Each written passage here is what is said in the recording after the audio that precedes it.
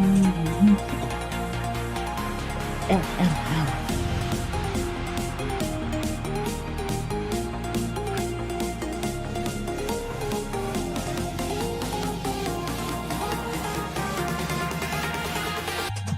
what's going on?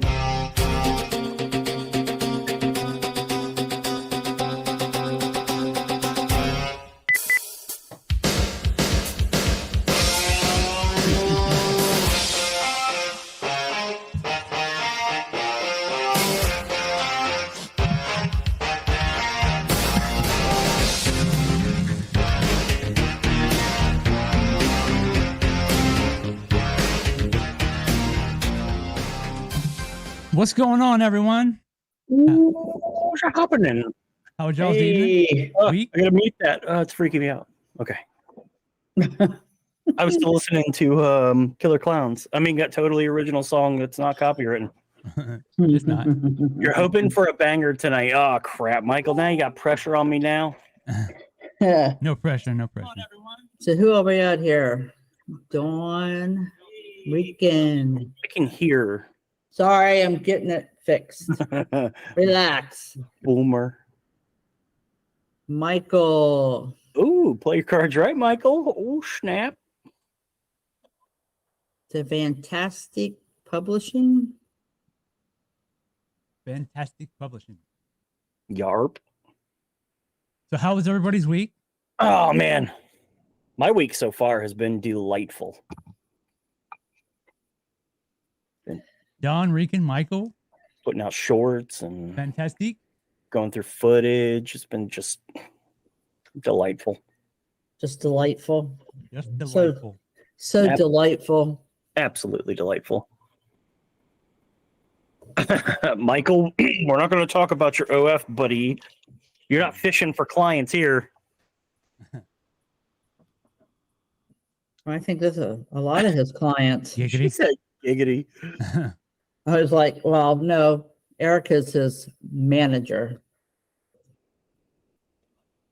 Yeah, Erica. I mean, I don't know, man. She might lose out on her managerial duties if she don't want her to show up. She pops in. I'll have to take control over your OF there, Michael. 20%. That's all I'm asking. It's probably better. She's probably taking 50. Yes, she rules with an iron fist. Yeah, I'm drinking a Gatorade. I'm a dry boy today. With all that protein, I think you had a lot of protein today. Isn't that what you told me? I had a ton of protein, a little much. My guts are not liking it. Nope. Didn't sound right. Oops. Oh, see, Joe popped in. We might have to just throw him a link. Hey, Joe. It's usually my That's Hey, my Joe. when you come in the when they come in the chat, that means they're ready to go. 1 second. Send him a link. 1 second. I'll send him a link.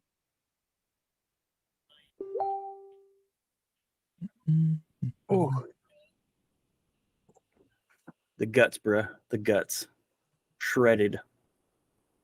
Too much protein intake.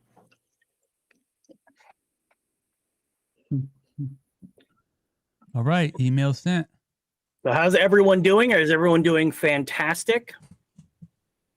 I just reread Michael Bell's Hoping for a Banger tonight, and I got nervous. I was like, Oh, no, the pressure's on. So who's drinking a Red Bull? I saw that Rican me. said something. Michael. Oh, no. Backwards. I know it's backwards, but what a loser cup. Oh. I know you didn't get to lay it on thick last week, but you can do it some more this week if you like. My daughter is abusive, and she hit me in the elbow with her hairbrush last weekend or this past weekend. God, it still kills.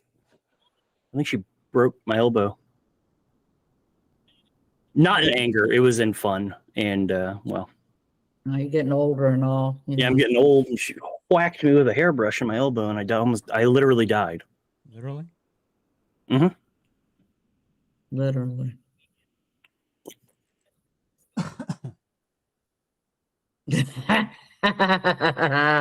Michael. Reek. Oh, what's going on, Deb? Hey, Deb. Reekin said first week back after quarantine. Cryface did not miss work. I imagine not. I know. It was a lovely week when I had the coof. I worked from work. Well, I didn't work from home, but I did school from home for a week. It was lovely. You like that cup, Michael? Deb, is your premiere over already? Or are you just like super devoted? Hey, there's Dan Hey, the Dan Trail. man. Dan Trail. Yo, what's going on? Yeah, we sent the man an email. I He's playing the waiting game. I popped into Deb's premiere. I like that place a lot. Oh yeah, Hamilton. Uh-huh. It's great. No, not Hamilton. It was a different one. Oh, was it? Oh, okay, never mind. She did for members. She did Hamilton yesterday. Oh.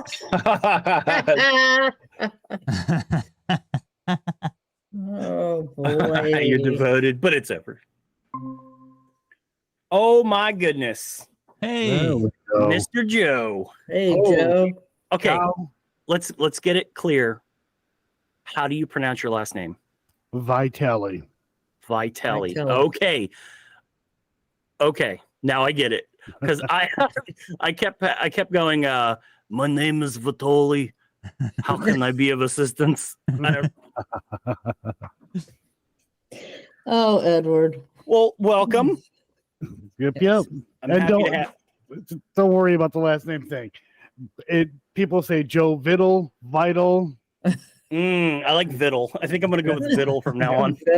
No, I think I thought Vitale. Oh, what's going on, Kathy Evans? Hey, Kathy. Awesome, man. All So- right. Let's see. So I was watching a whole bunch of your stuff today. A lot of I'm your live sorry. streams. No, I'm but I was watching your live streams, and they're actually very entertaining. Are you sure you had the right channel? I do. I do want to get to the bottom of why you poop on REM pods so bad. Sure. Why do you poop on REM pods so bad? Well, so one is these are made very cheaply, and then they turn around and sell them for, a lot of money. Capitalism, all for it, whatever. Too many false positives. We can't count on it. It's not telling us. It really isn't telling us anything. Like, it goes off. You're like, "Oh, it's a ghost." Like, well, what makes you think it's a ghost? Like, it went off. Like, or Yep. how do you validate?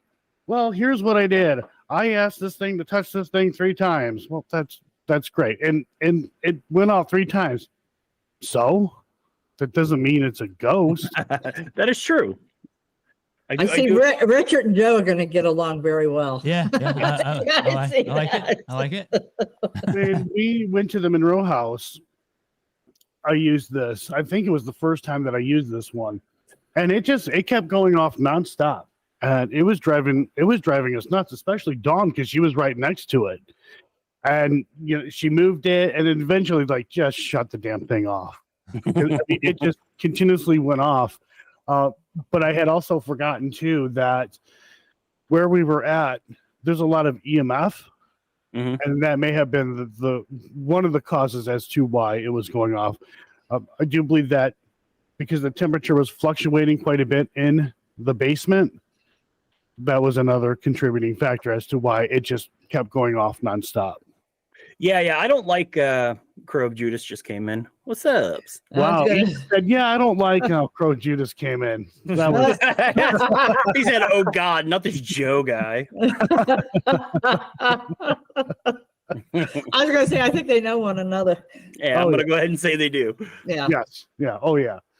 Crow's great. Him and I did a song together. I was like, documentary. So yeah, I heard that song. It was on the beginning of one of your live streams that I watched today. Well, which one? Because we had the one called Evil on Earth, which every time I play that on my channel or Crow plays it on his channel, we get hit with this copyright thing, and because I'm like, it's our own song. Oh no! We've gotten hit by a copyright too from something that I wrote and put in one of our videos, and then someone claimed it. I was like, I literally remember when I wrote that. It was it's our distributor who keeps claiming us and whoever else.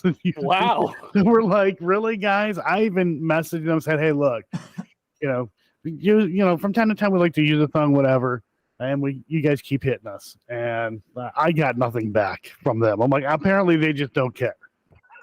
Well,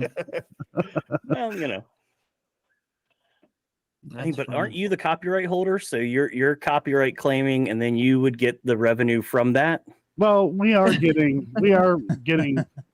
revenue from it. It's not very much. I think. You might be able to buy like a cheeseburger or something like that. Wow, you guys can afford a cheeseburger? Yeah, I think whole cheeseburger. Holy crap! Well, I went to McDonald's today. I was with my son, and no, I can't even buy a value meal with the money we've made on that song so far. So. Oh, okay. It is what it is. But yeah, Deb said, I do think there are false positives with all equipment, but it also doesn't mean they don't work if the conditions are right. That's I'll agree with that. Yeah. But I think the majority of the time it really is false positives. But I am also I'm kind of old school. Whoa. Nikki Hart. Hey, Nikki Hart. Dropped a 20. Thank you. Appreciate that. You said you're back, but were you here to begin with? I'm confused. Well, regardless, we're glad you're back. Well, I do appreciate that. Thank you. Hey, you're gonna see this a lot. I'm gonna lose my train of thought a lot. So he does that. Lost my train. You were saying about the temperature gauge on the fancy ones that you got right there. Those are like $200-$300 REM pods. We have like $15 REM pods that are just straight proximity things. If something gets in, there's no other meters other than the theremin. You bought a really good one from the UK though. Oh yeah, the great one that didn't work when I got it, and then the guy said he was going to ship a new one, and ignored all my emails after that. Yeah, it's like, what are you gonna do? You gotta come and get your I'm money. gonna go to the UK. I'm gonna crash on Michael Bell's couch, and I'm gonna go find that guy. I think Michael would be okay with that. You can come hang out. Yeah, that'd be nice. He can cook me delicious English breakfast with beans on toast. Beans on toast. You can turn the temp off on the REM pods too. Yeah, I mean, I would never use the temperature gauge. We have one of those the laser thermometers. Yeah. We never use it. Well, it won't do you much good anyways because it only reads surface temperatures. Yeah. A lot of people, they'll use that kind of thermometer thinking, oh, I might be able to hit, like a cold spot, could be ghost or whatever. And it's like, no, you're hitting the wall. That's Yep. what you're gonna do. Wherever you're Yep. pointing at, whatever's solid, that's what it's gonna hit. I had a friend who kept saying, no, that's not how it works. Like, we have a fire pit right here. Make a little fire, aim at it. So he built a little fire, he aimed at it, and I was right. He was not happy. And the same goes with the thermal imager. It does surface temperatures. They all do. So when people go out there and they pay a lot of money for that kind of stuff, I'm like, yeah, you kind of wasted your money because if there's a cold spot in a room or a warm spot in the room, Yeah, you you're won't not find it. going to see it. No, Yeah. you will not see it. Well, in my defense, it was literally the first thing I ever bought when I started getting into this. Hi, Laura. Welcome. Raw Hey, paranormal. I I That's like Laura. it raw. I'm. Good. We're gonna just skate over what I just said. Yes, we are. Let's get into this before we start getting. Look at Deb. She said, Deb said, everyone remember to hit that like button. Huh? Yep, her and Dan getting them. Yep. I think I know who it's Nickel. Not, I thought it was an IE, but I think it's a LE. Nickel Hart. I think I know who that is. Not a Bugfoot. Yep, they're not a Bugfoot. Oh. Oh, I got it. Well, thank you anyway. Yeah, Get 'em okay. in. In about Thanks for the 19 sub, watch. Laura. Oh, thank you. Yep, thank you. No, Ann said 19 watch and only 5 likes. Smash that like button. Get them, Ann. I'm Smash it. seeing 14 on my end. 20. I see 20. Yeah. I guess we're all seeing. I don't know. Why are you guys in small boxes? Oh, Well, I mean, I enjoy being in a small box. yeah, there she goes. Just saying. Yeah, I'm not the dirtiest one today. Oh, Deb sharing out. Thank you, Deb. I appreciate that. The reason Sure. for the small boxes is because this program that we use is Google Meet, and whenever we don't have a screen share, what happens is it really messes things up, and it doesn't put us on the screen like right. So it'll be like one person will have a big screen and everybody else will be small. You guys all use Streamlabs, right? I use StreamYard.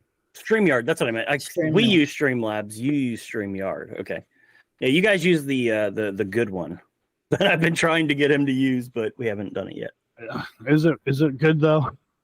I don't know. I mean, this I don't seems know. Is it? pretty okay for us. It's better than what I got here. So Here's the thing with StreamYard though, is it's fine if you're gonna come hang out, whatever. But if you're going to like screen share, the audio is awful. is it? Is it? It is awful when you're screen sharing and like playing a video or something like that. That audio is just really bad. And when you do pay that like $20 or $25 a month for it, they're like, oh, it only allows you to do 720p, which okay, but at the same time, 1080p is like the low now.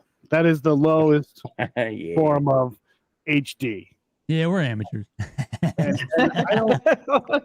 they're gonna make you pay like $50 a month just to go 1080p, and it's like that's ridiculous. Yeah. Okay, so Rican brought up, this is Rican. This is a Rican question. Question for Joe. What do you, I'm going to fix it for you. What do you consider evidence? Wow. Rican, congratulations, because really nobody has actually ever asked that question to me. Well, what is evidence?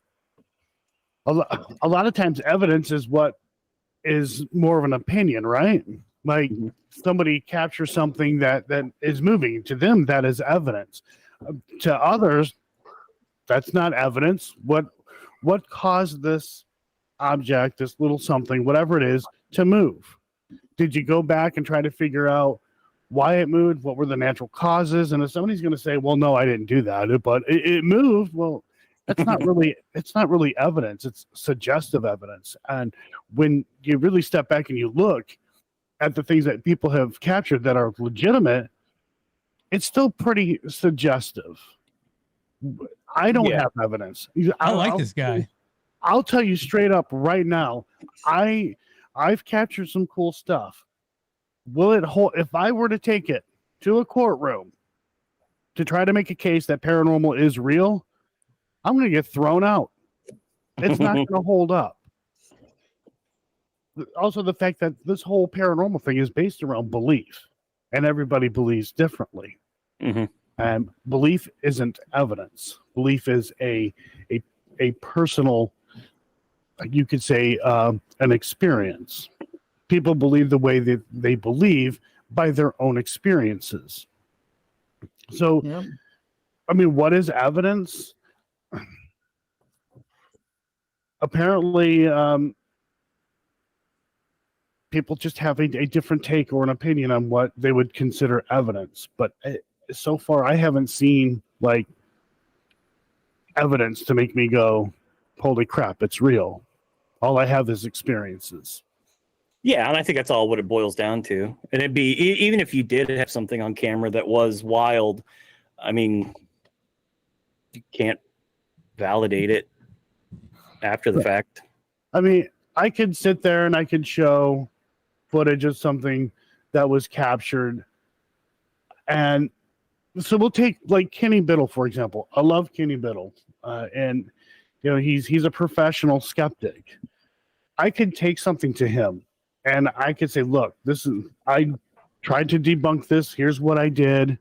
All of these things. And Kenny Biddle will still say, well, did you try this? Or what about that? And guys, it is frustrating. And it's real easy to get frustrated at somebody who's doing that to you. But they're making a valid point. You have to check all the boxes before you can come to a conclusion that perhaps something unnatural is happening. Yeah. Summer just asked, who's that? Who's that other dude? That's Joe Vitale. Vitale. Stop.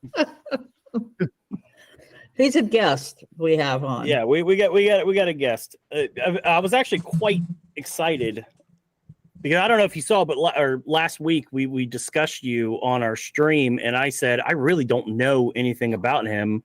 I said everyone seems to like him, but you've never said hey to me in chat. That's what it boils down to. Oh, I'm sorry.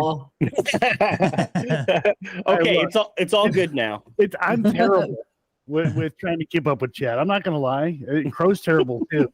I think he's worse than I am. Yeah, I'm pretty rough myself. So I actually have been doing the paranormal on and off for 30 years. I'm 45. I'll let you guys do the math on when I actually got started. I was young. I was probably too young when I got started. You know, I'm nobody famous or anything like that. I'm just me. And we have a documentary. I was on TV for 18 seconds. But I don't know, for the past 30 years, I've been doing the whole paranormal thing. I don't like to throw myself off as like, oh, hey, look at me, guys. I'm special. I hunt ghosts. Ooh. I don't really like to do all of that stuff. Because with that can come very negative attention, attention that you really don't want. Yeah. Not very many people in my personal life know what I do. Summer, there's a link up above so you can check them out. She says she's going to check them out later. I was letting her know there was a link. But yeah, I've been doing that for a long time. I've had to take my breaks for various reasons from it for a while and get back into it. You ask my kids, and it's like they just know, hey, Dad's been doing this since I can remember. Mhm. And I like Joe, but she has to as the girlfriend. Dawn. Yeah, she kind of has to. My girlfriend. You have to. You have no other choice. You have no other choice. Well, I mean, there is a choice. Be single, I guess. No. Deb says, I think Joe always thinks I'm a dude when I go into his lives. So spectral researcher Spirit Talkers is a female. And she has actually the most incredibly lovely voice ever. She's from England, and it is a fantastic voice. I think I'm not sure, but I think maybe Crow, or maybe it was somebody else. I don't remember who it was like, spectral researcher, how's it going, man? And yeah, that's not a man. Yep, that's Deb. We actually got a collab going with Deb at the end of next month. Oh, where are you guys going, or what are you doing? We are going to the Donnelly house in it's like a little west of Orlando. So in case you didn't know, we're Florida. Yeah, I like Florida. I like the beach, girls in bikinis, more girls in bikinis. I like Florida. Oh, also, Michael asked us earlier. He said, "Hey, when are you doing a collab with the twins?" He asked that to me. Yeah, I'd like to catch them faking. That'd be great. Yeah, that would be wonderful. And look, I don't hate those guys. I don't have anything like personally against them. It is the way they present the paranormal. It's presented in just a way that is just. Whoops. It's not like that, guys. It really isn't. It really isn't. It is so not. No, it really isn't. But yeah, March 25th, I'll be back at the Conjuring House. For the others, it'll be their first time, but gonna get together with one of the debunkers, the side-eye guy. Oh, snap! And Weeping Willow Paranormal, along with snap! My son will be there, and another friend of ours will be there with us, and we're excited. Yeah, I'm ready to do it, and I thought might be fun. I said to Crow, I said, it might be fun to make a really short list to go find like videos from the Conjuring House where people like say they had actually captured something like moving or something like that, and then maybe we can just go and try to figure out what really happened. Yeah, try to debunk things while we're there. Yeah, recreate what they did and see if you could fake it. Right, or if they weren't faking it and it was something that maybe that they had done and they realized they didn't. Do whatever to make something happen. But I am looking forward to that, and then hopefully, I think June. Hopefully, we can make it work out. But having Beardo, and maybe some of the other debunkers come out over here to the States, and I thought about hitting up Waverly Hills, just taking them all to Waverly Hills. That would be awesome. It's expensive, and I thought, you know what, $1,000, you get it for overnight, though, right? It's 12 or 1,300, and I can spend less money going to like 3 places that are still really cool, and rather than just one night of investigating, we can go to different locations that are fairly close to one another and investigate those. Now, told Beardo, I said, here's what we can do. And he's down to going to different locations. But I told him, I said, I'm not going to tell you what locations they are. I'll tell you where to fly in, but we'll get you. After that, you guys are lost. You're not going to know where we're going. After that, you have no other choice. You got to go with us. Right. So you're essentially kidnapping them in a strange country. I like it. Well, can you really kidnap the willing? I don't know. Depends on where you touch them. What? Well, Well, Deb's talking about sharing the cost for Waverly Hill. Deb's like, I'll go. Yeah, is there a long wait for that place anymore? Or still? For what now? Waverly Hills. It books up pretty quick, from my understanding. Makes sense.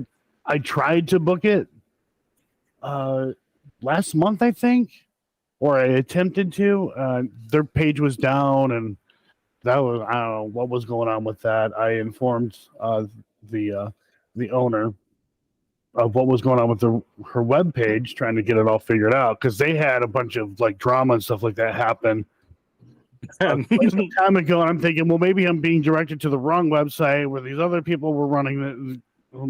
No, that wasn't the case. Their website, for whatever reason, wasn't working properly. But God. Sorry. We had someone just dropped a $20, said play Mind Seed for Joe.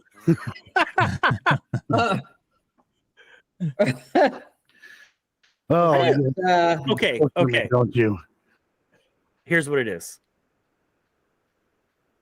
I hope that 90% of people know that Mind Seed is fake. I'm not going to be diplomatic about it. I'm not a diplomatic kind of guy. They're fake. They're for entertainment. But their videos are so well produced that I forgive them. I think one of the reasons why it is so well produced is because they're really not putting a hell of a lot of effort into their investigations. They're showing up with like using their phone for a camera and whatever. So it's easy for them to like edit that stuff and get it together, but then outside of the investigation, do these other things to bring up that production value. Whereas I got 4 cameras, little cameras sitting in front of me right now. I've got a cinema camera, a drone, and a bunch of other cameras, and I use them all. Mm-hmm. And when you go to line all that stuff up, start editing and putting it is massive. It's a chore. And it's really time consuming. But these guys, they're just turning out video after video after video. Mm-hmm. And chances are a lot of them just have somebody from like South Africa editing their videos and then sending them their edited stuff. And those guys, who are editing their videos, they're really good at what they're doing. They're very proficient. And if you watch a lot of their videos, they're cookie cutter. It's the same. Oh, yeah. They're all laid out the same, but I'm just saying production-wise, it's delightful. And I've heard people say, their production quality is great. And I'm looking at them like, I'm not going to sit here and tell you guys that my production quality is great, but I don't think their production quality is all that great. I don't understand why people think that. Hey, Memphis. It's enjoyable to watch. Right. If you take out if you already know that it's not real, it's a fun watch. That's why I give them the benefit of the doubt. Deb at Spectral Researchers asked, what camera do you use, Joe? Your main camera? My main camera that I use is the Sony AX33, has night vision, but I also implement other cameras as well. I have, I don't know where it's at the moment, but I have a Sony mirrorless camera that I like to use. I have a bunch of, well, not a bunch, but I have a total of 4 of these little guys here that I can use as static cameras, and I can I can put them anywhere. It's great. Is that the ones from Ghost Stop? Yeah, and I want to be honest, they're not exactly the best cameras. Their quality is kind of weird. Like one camera is like, wow, the picture on this is great, and then on another one, same thing. What is wrong with this thing? It looks terrible. It's We weird. have a couple action cameras that we did the red light filter thing where you pop it out. We did that to a couple of them. One looks amazing, 4K crystal clear, and the other one not so much. Right. Hey, Jake or Jason. Both. That's But true. what I like to do though is I try to have as many cameras as I can wherever it is that we're going to be investing, like in a room. I'll try to have like 3 or 4 cameras in a room with us. Not everyone has seen it. It'll come out later in the year. Dawn and I went back to the Monroe house and we captured what literally sounded like somebody walking up to us. And it almost sounded like somebody was like, they dropped a box or they were like messing with something. I honestly expected to see the owner in the house. And thankfully, because I had that setup where I had multiple cameras, you can see we were not moving. When that happened, neither one of us were moving. And that is like awesome because I can prove we were not moving. Now, I'm not going to sit there and say it was a ghost. I don't know what it was. Yeah. Something happened. But it definitely wasn't something on our part. When we went to Maystringer house, we heard footsteps out in the hallway when we were doing an Estes session, and you could so very faintly hear it on the on one of the cameras. And yeah, I thought that was cool. No, Sound like footsteps walking down the hallway. Right. And I know when I get all that stuff together and put it out there, the thing I'm going to say is I don't know what that was. I'm not going to tell you guys it was a ghost. I don't know. And some people, and it's kind of funny, from time to time I'll get like a message from somebody or maybe in the comments they're like, how could you say that's not a ghost or whatever? You know, that was clearly something, you know, paranormal. And it's like, no, but it wasn't really clearly anything. It was, we heard something. It sounded like somebody was walking in the house or it sounded like whatever, but I don't know what that is. I don't know. So I can't call that paranormal. I mean, it's interesting. Yeah, you can't make definitive claims. Right. And that's something that I try to stay away from is making definitive claims. But there are things that do happen where I'm like, okay, what the hell? Like, you can't deny that. An example, we were at Octagon Hall. And Dawn and I, we were eating. We weren't filming, nothing. We were just eating dinner. And Dawn said, like, something messed with her hair. And it felt like somebody was walking up behind her. And she's telling me this. I'm looking at her, and then all of a sudden I see her hair, because it was up on her shoulders, move forward. And I'm like, I had to think about it for a second. I'm like, did I seriously just see that? And I said, your hair just moved.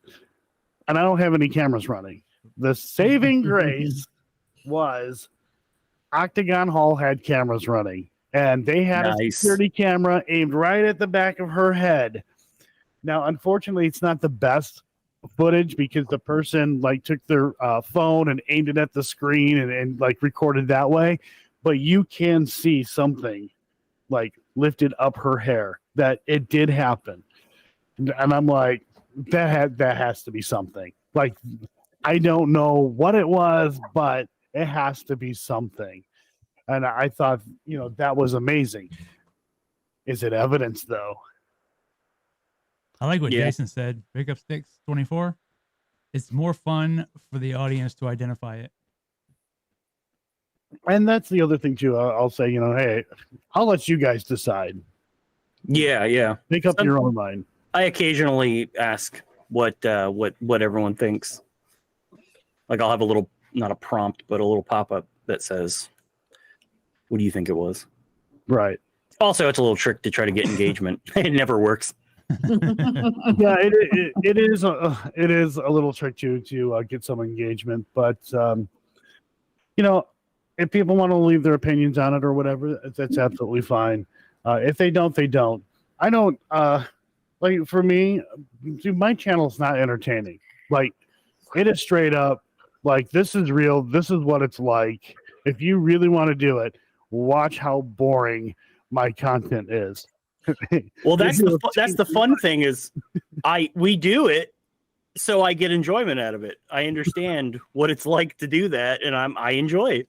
Right. And I'm not trying to like be some big YouTuber. If I was trying to be a big YouTuber, I would do something completely different. Yeah, you get face tattoos and wear fur jackets and run around screaming about everything. Yeah, I would always be like trapped by something and every other week almost dying. Yeah. A demon possessed me, and you'll have the after effects black eyes. Yeah. What's going on, Erica? Hey, Erica.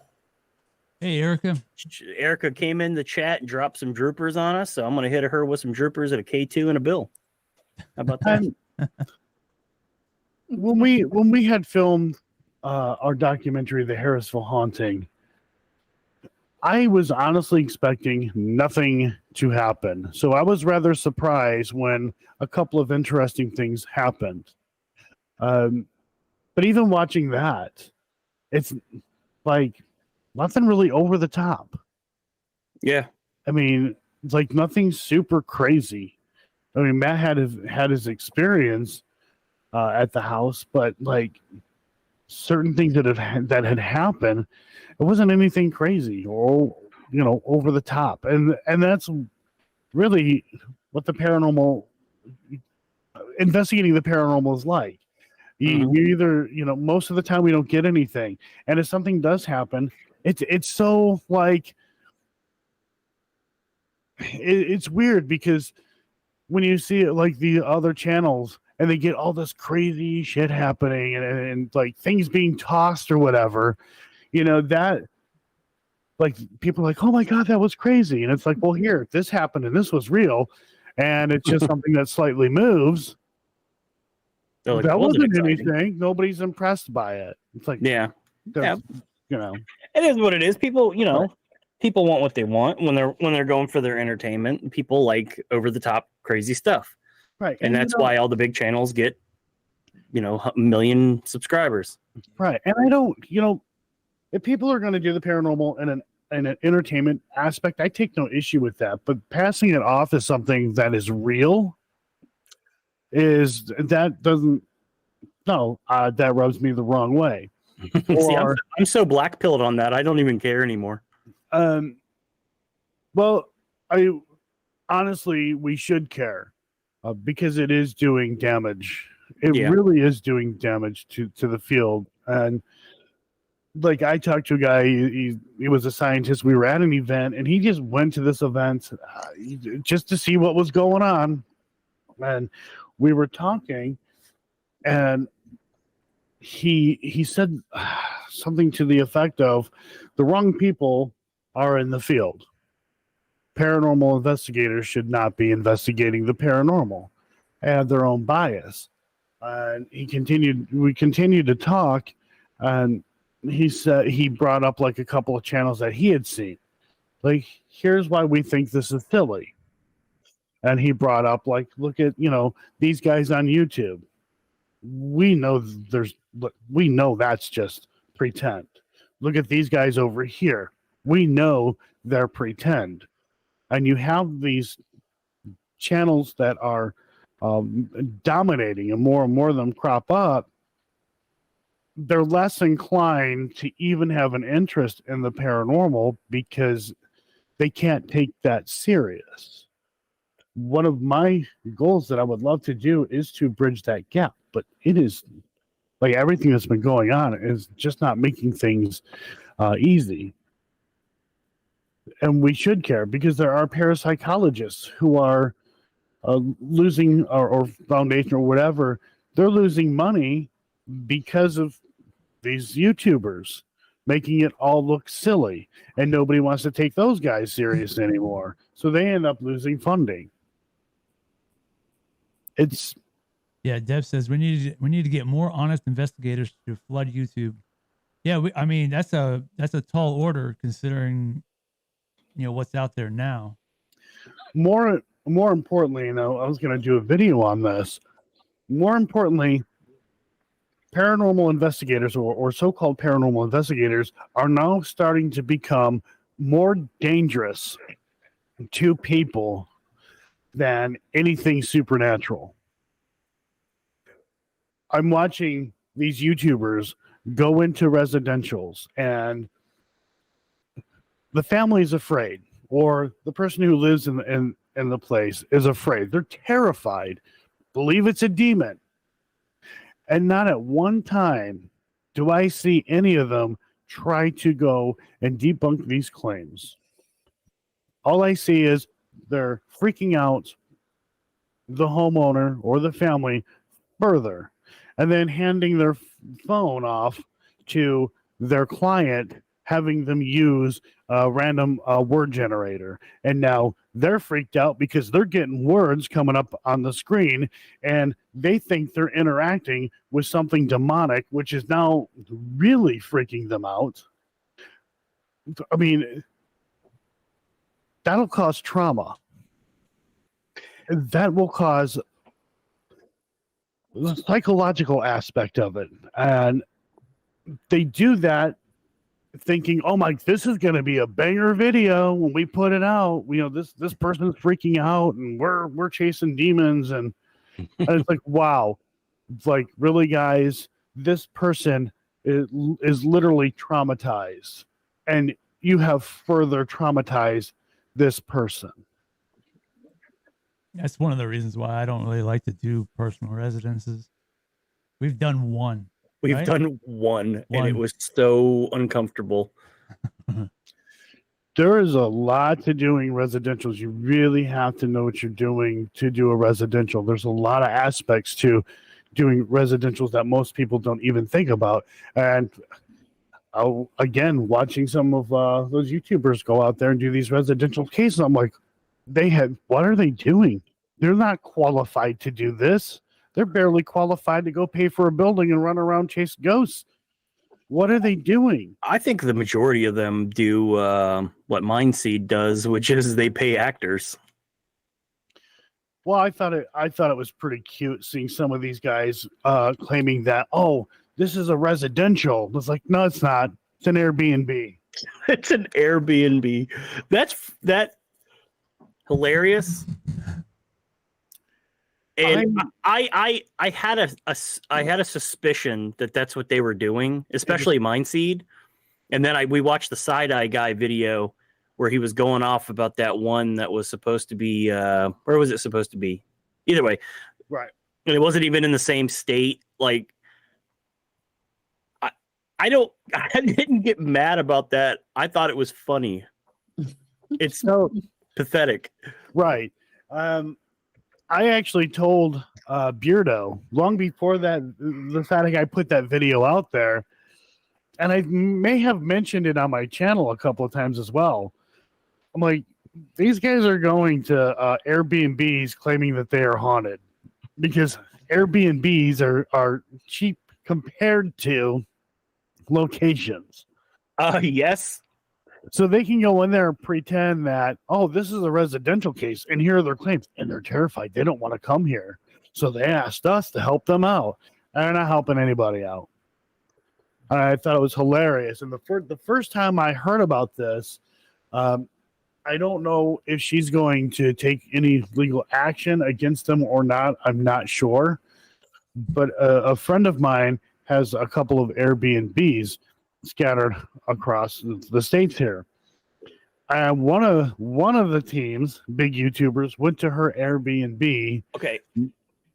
I heard you say this on a live stream that I watched today, and you did it again where you wouldn't drop any names. Can you give me a hint? We've already talked about the individuals already here. Got it. And she didn't even know She had no clue. And it was her kids who seen the channel. They were fans of that channel. And she's like, wait, isn't that oh, isn't that these Mom's guys, voice? yeah. These guys are at our place. Did you have them come out here, and investigate? We didn't know, it was haunted or whatever. And she was pissed. And she's like, do you know who these guys are? And I'm like, I don't know them personally, but I know who they are. But she was pissed. So I don't know if she's going to do anything or not. It's been quite some time. I mean, what can they do legally? I mean, can't they just put a bad review on Airbnb so they have a harder time renting places? I mean, what? I know you sign a contract that says you can't film for commercial purposes in there, but I mean, can you really sue someone for that? Yes, you can. If they break that contract, it is a binding contract. So they can definitely take legal action. What are they going to get out of it, though?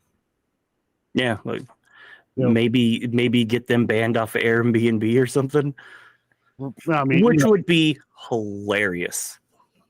Because they would be, you see the next Mind Seed video, they're out in the woods doing a Indian burial ground or something. Right. Well, the other thing, too, is that these guys will get a hold of the people who own the Airbnbs, and they're like, hey, look, you can make a lot of money off of this. People want to come here, and you can make a lot of money. And then the owners are like, money? Okay, I'm in. Yeah. And that is going to be a problem. I don't mind paying the money for the legit places. Right. Now They get a free REM pod. They get a free room pod. That's a good one, pickup. So Summer said this a while ago, but I didn't say it. She wanted me to let you know that she subscribed to you, Joe. I did see that. Thank you very much. I did too. Mr. Matt Benton's in the chat. What's going on, Matt Benton? Oh. Well, I'm out. Damn. Yeah, Jesus. Right. There goes the stream. Don't I interact with you enough already, or too much? It's like, hey, we're gonna film our next documentary. Cool, but I gotta be hanging around you. Damn it! No. Rican said that's dumb. Any smart Airbnb owner would know to up the price. You would think. I mean, that would suck for people. Right. Well, I mean, like when somebody calls to rent or emails to rent an Airbnb, what are the owners going to be like? So you here for the ghost or here just to stay? Yeah. Like I would say 60 to 70% of people would go, I'm sorry, ghost. And then just be like, oh, I'm canceling this. Right. That would be an interesting interaction. I would like to see that. There was an Airbnb in our town that was, we believe, legitimately haunted, and we tried to rent it out for the purpose of a paranormal investigation, and the lady told us the only spirit I invite into my house is the Holy Spirit. Yeah, we got shot down extra hard. Right, and where I'm at, it's the Bible Belt. And that also makes it harder for a lot of other locations. Harriman Hospital, a great example.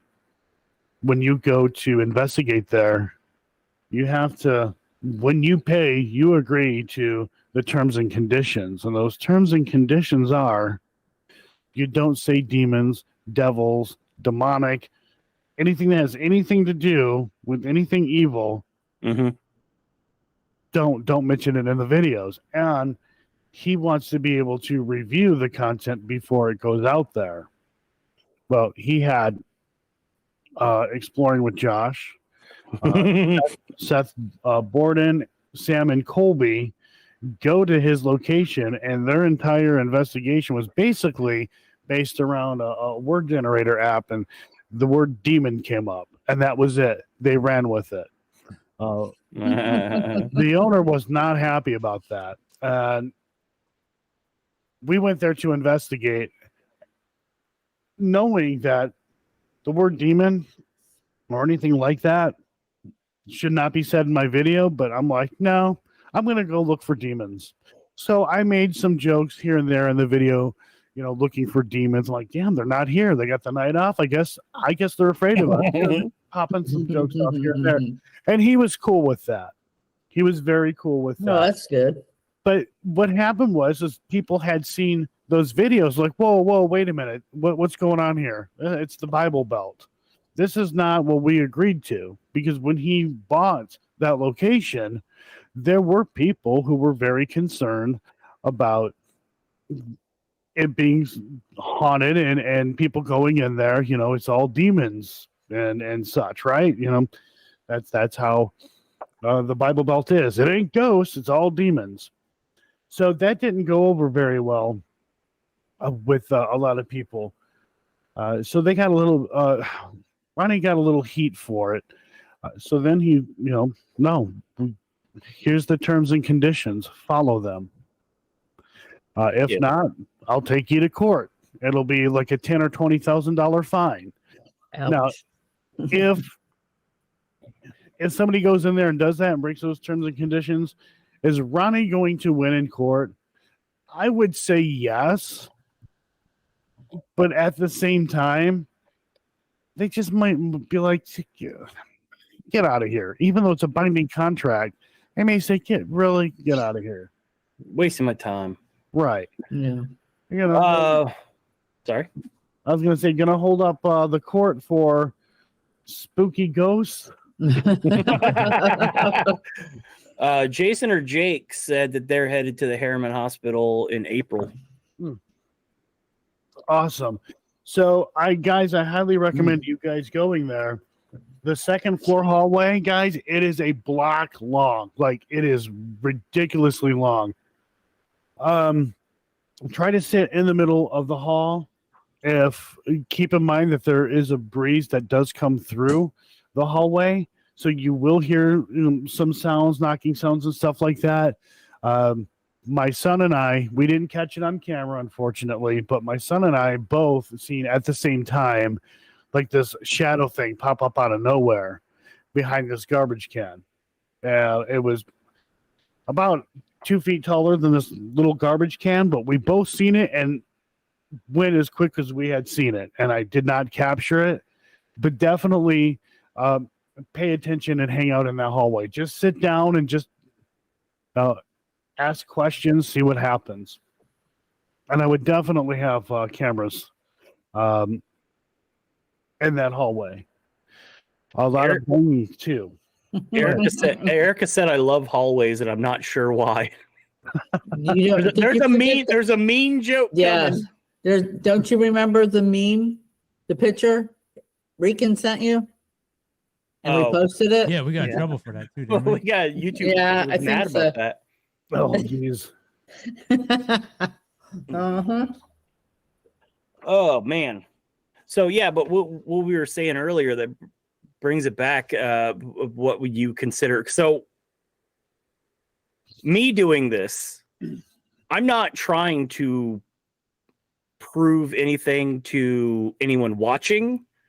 This is to prove to me. This is a personal journey for me to figure out whether any of this is real. This is why I started. And my two biggest things, and I've actually kind of already had one of them, but my two biggest things is to have a disembodied voice, which I believe I've heard a couple times now. Mm-hmm. And the main one is to catch a shadow on camera that I see with my eyes and camera, that I can look, this is exactly what I saw. Look at it on the camera. You can see it.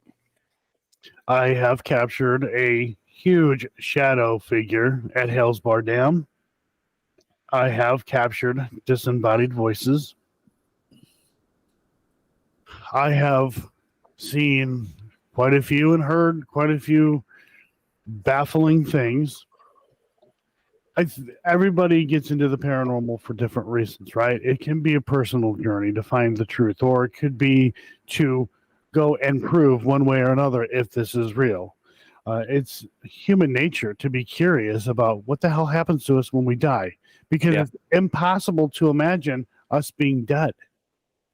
We can't do that. And yeah, I'm about 7 years younger than you, so I actually occasionally wake up with the existential crisis that I'm going to be dying soon, or I'm like, oh crap, I'm in my half-life. This sucks. Yeah.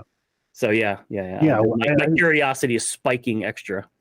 Yeah, I think that happens to all of us. Because I'll sit there and be like, holy crap, I'm 45. I'm going to be 46. I'm going to be 50 in a couple of years. And I'm like, oh my God, I'm going to be dead soon. Yeah. My daughter's turning 10 next week. And I'm like, where did 10 years go? That went by too quick. Oh, man. My daughter gets married. She's 26. Jesus. Grandchildren. I guess I got grandchildren. This guy's got grandchildren now. Yeah. He's got one. Got one. Yeah. And it's like, what happened? Like, my daughter was just born yesterday.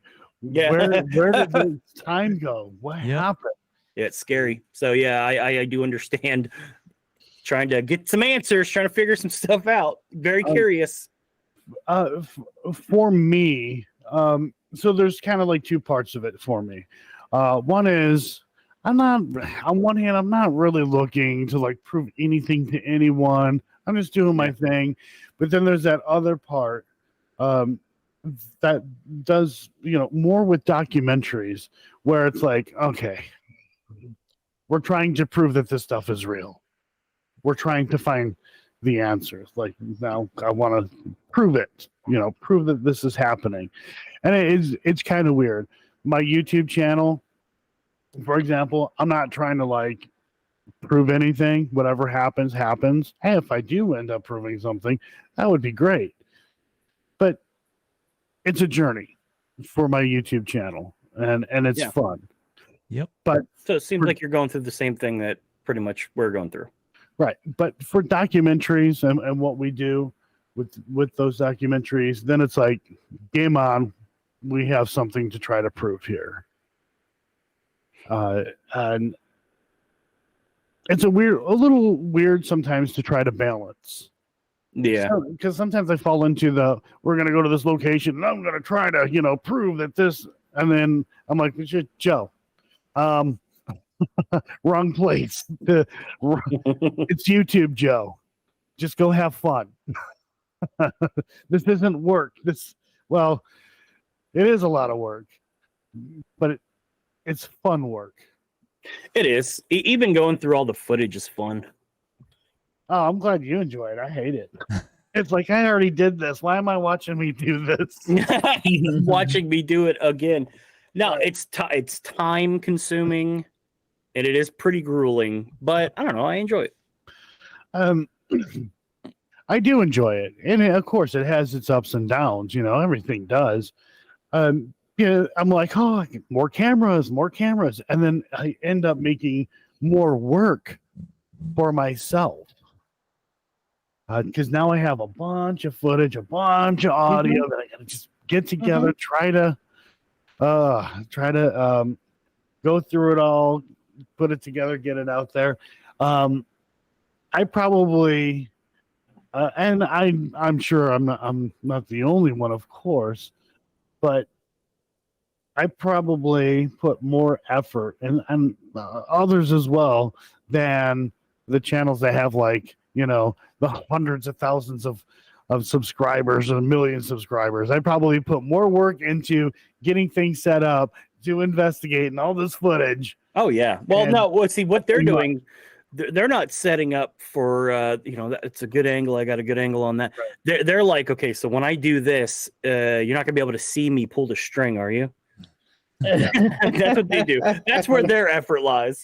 I mean, it's funny because you watch, here's this guy, he's got his phone, and that's what he's filming with, and ridiculous stuff is happening, and then they upload it. There's shit production, and it gets like hundreds of thousands of views, and it's like, why? I have multiple angles. I switch multiple angles. I do this and I do that. I put a lot of work into this, and this guy comes in with a fucking cell phone, and boom. Yep. Well, I mean, it's all that balance of real and fake. Right.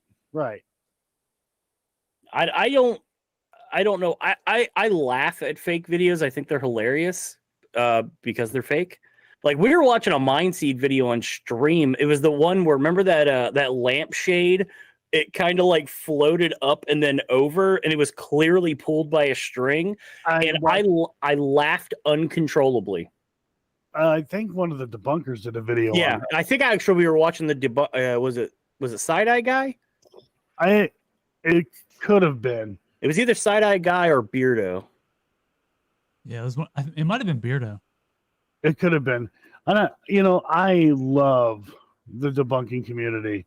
I think they have been doing an amazing job, and I know there are people out there who look at them like, they're just trying, they're just haters, they're just jealous, they're jealous, whatever.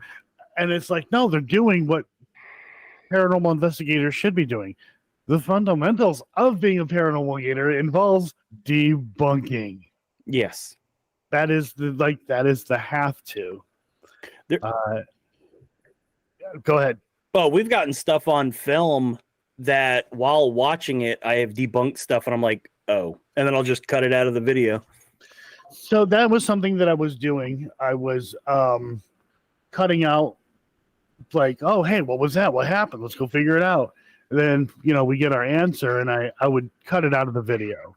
Now I'm keeping more of that stuff in my videos to show people. To show the debunk process. Right. I've got, we went to Rhodes Hotel. We were trying to figure out what's going on with this.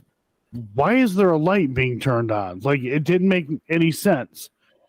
And what made it weird was it looked like it was coming from a room.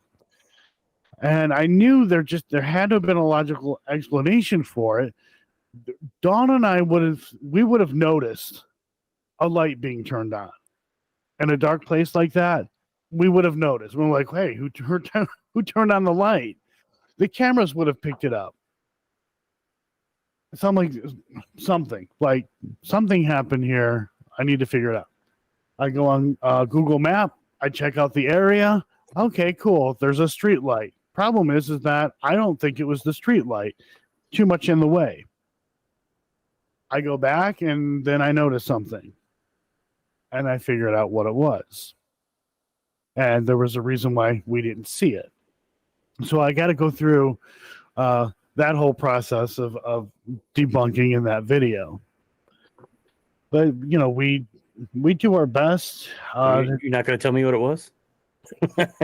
Oh, you know what? No, I'll go ahead and I'll tell you what it was. Because everybody will just forget anyways. No, you don't have to. If it's going to be in a video, just... No. I will definitely tell you what it was, because it happens. It actually happened to a couple of other of those YouTubers who went to this location and didn't bother to figure it out or try to. It was, oh my God, what was that? That was, ghost.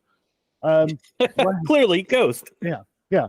What happened was the IR light that they have in there, that's part of their security cameras. Mm-hmm. It was turning on and then quickly turning off. So it had happened a couple of times, but then I seen that it happened more than what I thought it was. And that's where I'm like, there has to be something for this. One of the throw-offs, though, was it really looked like it was coming from a room next to where that IR or that security camera is. So it's kind of that throw-off, but I watched and then I seen the light come on. That's why Dawn and I didn't see the light, because it's IR. Yeah. And that's what it was. It was their security cameras IR turning on. Yeah, them IR lights will get you. So, yeah. What's going on, Dantex? Hey, Dantex. So, yeah, I mean, it wasn't paranormal. Yeah, kind of sucked Yeah. that we debunked it, but that's, at the end of the day, Man, yeah, you're not going to put it in if Right. if you debunked it. right. Then So, you're no better than the twins. right. Well, I am going to put it in there, and then I'm going to explain what had happened. And it's Yeah.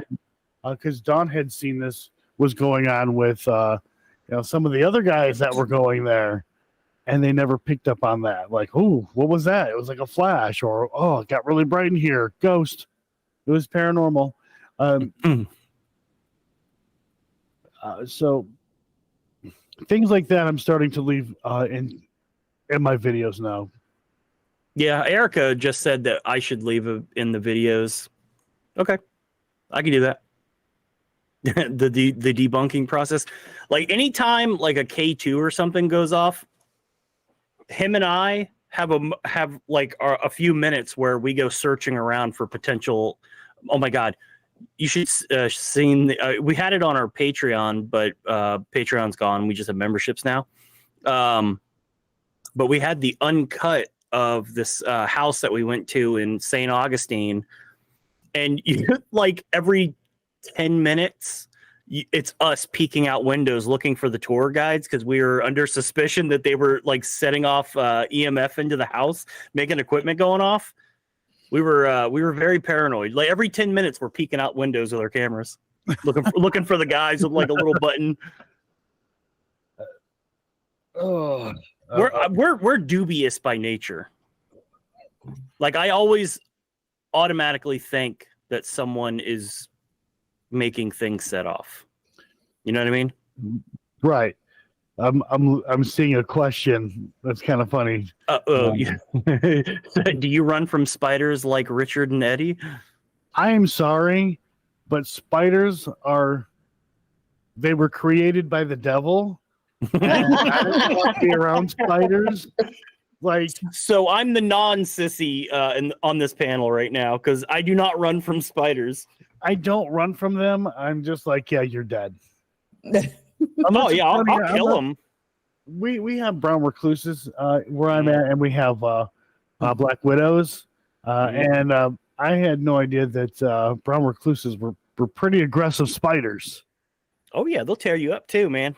And if they bite you, you'll never know it until you get a giant gaping hole in your arm. Yeah. Yeah, I knew a kid down here. One of my friends got bit on his arm, and he had a hole in his arm. And it will continue to rot the skin and into the muscle and stuff. They're no joke. You have to go to the hospital for that. Yeah. Yeah.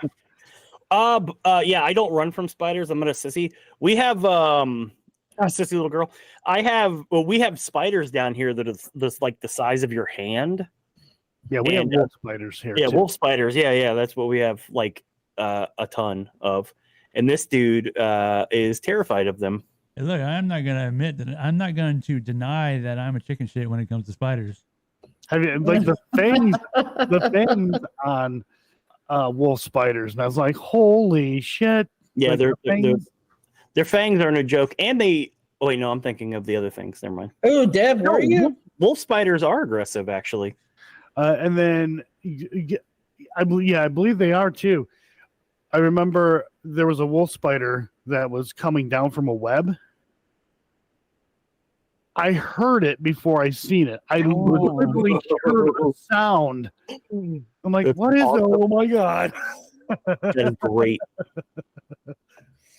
I'm like, I had no idea they made that kind of sound.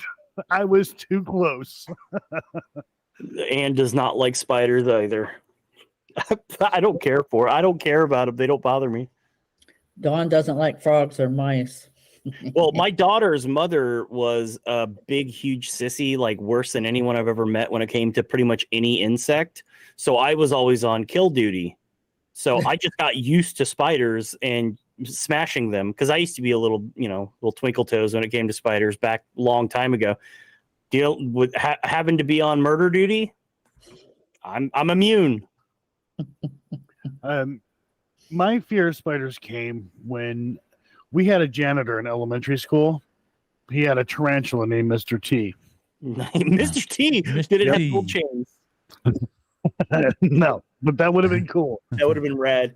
But he called him Mr. T, and he had him in this little cage thing, and we're like, oh, can you pet it and hold it? And he's like, yeah. I think something spooked the spider, but it bit him. And it freaked us all out. That young trauma. Yeah, and there it was. My lifetime fear. Mr. T, do you tremble? You hear, I pity the fool? I pity the fool. Deb was bitten by a black widow. Yeah, I saw that. Lola was bitten by a brown recluse. Nope. That's why Now, you stay away from spiders. I'm not gonna lie. The old brown eye will get a little extra tight. Like, okay, when I lived in Virginia 8 years ago, almost 9 years ago, I was living in Virginia and I was sitting on some stairs and right outside my apartment, and I looked over and probably with, I don't know, it had to have been about 5 inches. There was the most absolute gigantic black widow I've ever seen in my life, just chilling next to me. Brown eye got a little extra tight. I'm not going to lie. And I did hop up because I was like, that thing can hurt me. Yeah. Yeah. So now I don't care. I would have just punched it. And I always thought black widows like lived somewhere in like some third world country or something like that. That's what I always thought. And then the very first time I ever seen a black widow was here in Bristol, Tennessee, right next to a pool that we had up for the kids. And I was like, holy crap, there's no way. And I was taking pictures of them like, is that seriously a black widow? And a lot of people were saying that, yeah, it was. And then somebody that I knew was like an expert in like spiders and reptiles and stuff like that. And then she's like, you need to get rid of it. If it's by the pool, the kids are going there. That is a black widow. And ever since then, I stayed away from the pool. Kids, you can go in. Dad's just going to be right over here. I'm keeping an eye. I'm on security duty now, checking for spiders. Nickel Hart there wants to say, he said it was, we did it on a live stream. We did a live stream at an old cotton gin before we went to the Hamilton jail. And he picked up a giant spindle of cotton, and when he picked it up, a spider crawled out of it and crawled towards his hand. He freaked and ran, and for some reason, Nickel Hart likes to say that I was the one who ran. I was filming. You guys saw the spindle the whole time. I laughed hysterically because he ran.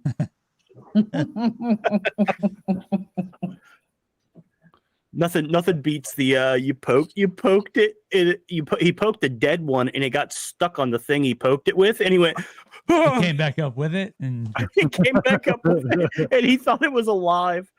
Oh God, that's so good. Oh Jesus! I worked for a guy. Hello, Tails. Holding the dart. He oh hey Cass. Anyhow, this guy I worked for, we did repairs on boats, fiberglassing, boats, stuff like that. Well, he had bought a house and he wanted me to help him like clean up and stuff like that. I'm like, yeah, sure, whatever. Hey, if you're gonna pay me, whatever. So he wanted me to go pick up a bunch of like these wires and like just some random shit. I'm like, all right, whatever. And I reached down, just picked up a bundle of it, and within all like these wires and like other things, there was a damn snake. It was a freaking rattler snake. And I thought I heard the sound that they make, but it was it happened so quick. And when I looked down, all I seen was the snake just like coiled a little bit as much as it could. And I'm like, oh shit. That'll make you squirt a little bit. Yeah. And my boss like, what are you doing? I was like, look. And he looked, he's like, you picked that up? I'm like, on accident. He's like, oh, that's just a rat snake. I'm like, that is not a rat snake. Go look. And he went looking and it started to rattle. He's like, whoa. Erica said, all this spider talk is making me want to rip my skin off. It's making me itchy. I had a rat snake fall on me one time. That was not fun. Are we not going to talk about the rattlesnake that we found when we first got to Florida? I made mad. Yeah. Yeah, this genius. How old were you? You guys Dude, did I was only stupid like stuff. 22. Something like that. He felt it a good idea to throw a football at the rattlesnake to make it angry. Maybe it would go away. But no. It would go away. Nah, it was just really mad. Yep.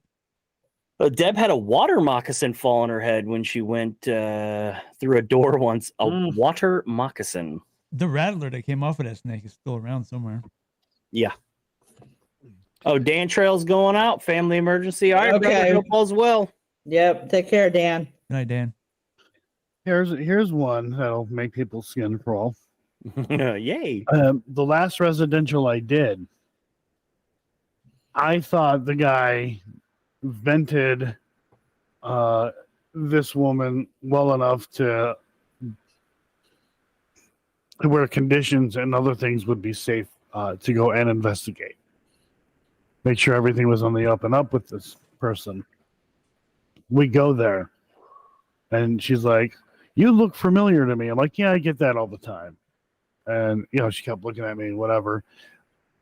We finally go into the apartment. And I'm like, what the hell?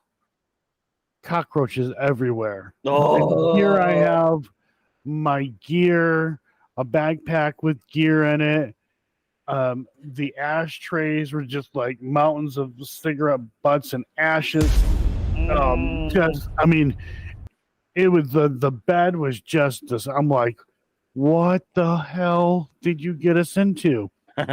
Disgusting. And over here, I'm like, I'm gonna go sit down. I'm like, no, I better not. And then I pick up my backpack and I'm trying to like hold because I don't want cockroaches all up in my stuff. And I'm like, this is gross. Like the floor was carpet and like it felt like I was walking on a wood floor with like, oh my like, God. just like years of built up funk. Yeah, it was disgusting. And dude, it was bad. And they were just fine and dandy with the living conditions, I guess. I'm like, how do you live like this? This is disgusting. And I remember I was getting ready to plug in one of my cameras, let it charge up just a little bit.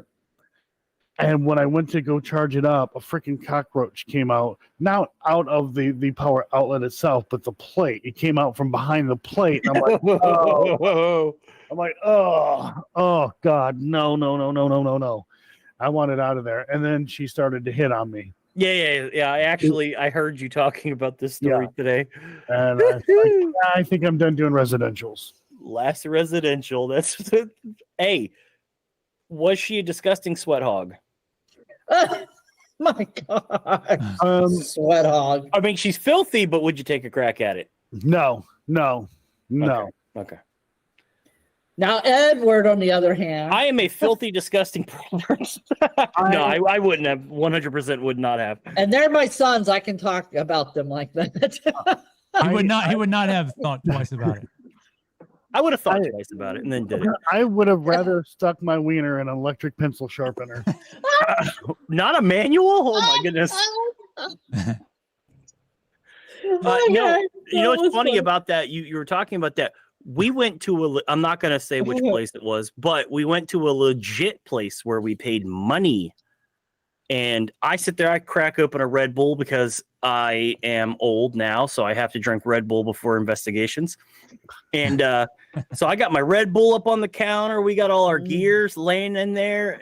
And I think my dad went with us, and he kind of nudged me like, look. Oh, yeah, I turned around and looked, and there were cockroaches all over the kitchen. And I don't know how I didn't notice them to begin with, but I freaked out. I grabbed my Red Bull real quick. I checked it. Yeah, that's disgusting. We stayed in that place for it was a couple hours. But, dude, cockroaches in a place is so nasty because the what you have to do after you leave is the worst part because you have to search every nook and cranny of your bags, your cases, everything. Yeah. You don't want any hitchhikers. When I got okay, back, Michael? oh, Go ahead. I'm sorry. Go ahead. Michael said somebody busted a couple of ribs. oh, Yeah, he told me he slipped on some ice. oh. Okay. So when I got back from that case that we did, I took my freaking shoes off outside. I took my stuff that was in the backpack out, made sure there were no hitchhikers there, and I left my backpack outside. And I'm like, it was disgusting. I immediately changed out of my clothes. Threw it in the washer. I had started the water, hot water, immediately, and just like, oh, my hat and everything. Gnarly. Then, yeah, went outside, grabbed the backpack, threw the backpack in there. I'm like, never ever again. Oh, dude, we went to he knows what I'm about to say. We went to the Bin Laden house. It was Khalil Bin Laden. It was Bin Laden's brother. He owned a house that's west of Orlando. Wow. Well, it's been abandoned since 2001. Go figure. So we went there just to walk around and check it out. What we didn't realize was that the whole house is infested with fleas. Oh, there's a scene in the video where we're walking and I looked down at my legs. I was trying to figure out what it was. I had like 30 black dots on my pants. And I was like, what in the world? And then I realized, I was like, oh my God, it's fleas. And so him and I are just sitting there smacking our legs. And then I'm such a moron. I went back in. I had to go back in to get more footage. I remember in my younger days, the early years of investigating, we went to a farmhouse. Somebody was saying that they believed that there was something going on there, whatever. And I'm standing there with everyone else. And out of everybody who could have been standing in the spot, of course, it had to have been me. Mm-hmm. I'm thinking to myself, man, why is my leg like, what the hell? I feel like this burning sensation. And I look down and I'm literally standing on a red ant's nest. Oh, and I'm like, that's bad too. I'm like, oh my God. And like, oh, like it didn't hurt or anything. I mean, like it didn't hurt or anything like that. It was like, yeah, it felt like I was being burned. Yeah. That's why they're called fire ants. Right. But it wasn't like super painful or anything like that. But I was like, oh my, I felt like such an ass. But it stays with you for a long time, though. Oh, dude, I've stepped outside to take a pee, and then I'm mid pee, and I look down, my whole foot is covered in fire ants, and then like a couple days later, my foot looks like a teenager's forehead. I've also had, which doesn't involve bugs or anything like that. And I don't know if you guys have ever encountered this, but paying for a location only to find out that you've been lied to. I'll go ahead and I'll say the name of the place, the Chastain House in Blue Ridge, Georgia.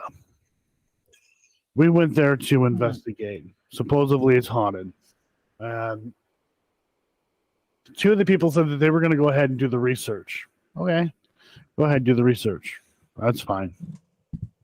Well, they did, but the problem was that they were researching what other people were researching, which was what people were told by the caretaker and whoever else. So we go there, we're talking, and the caretaker was really nice. He had, we'll say he wasn't exactly the smartest person, and I called them carnies.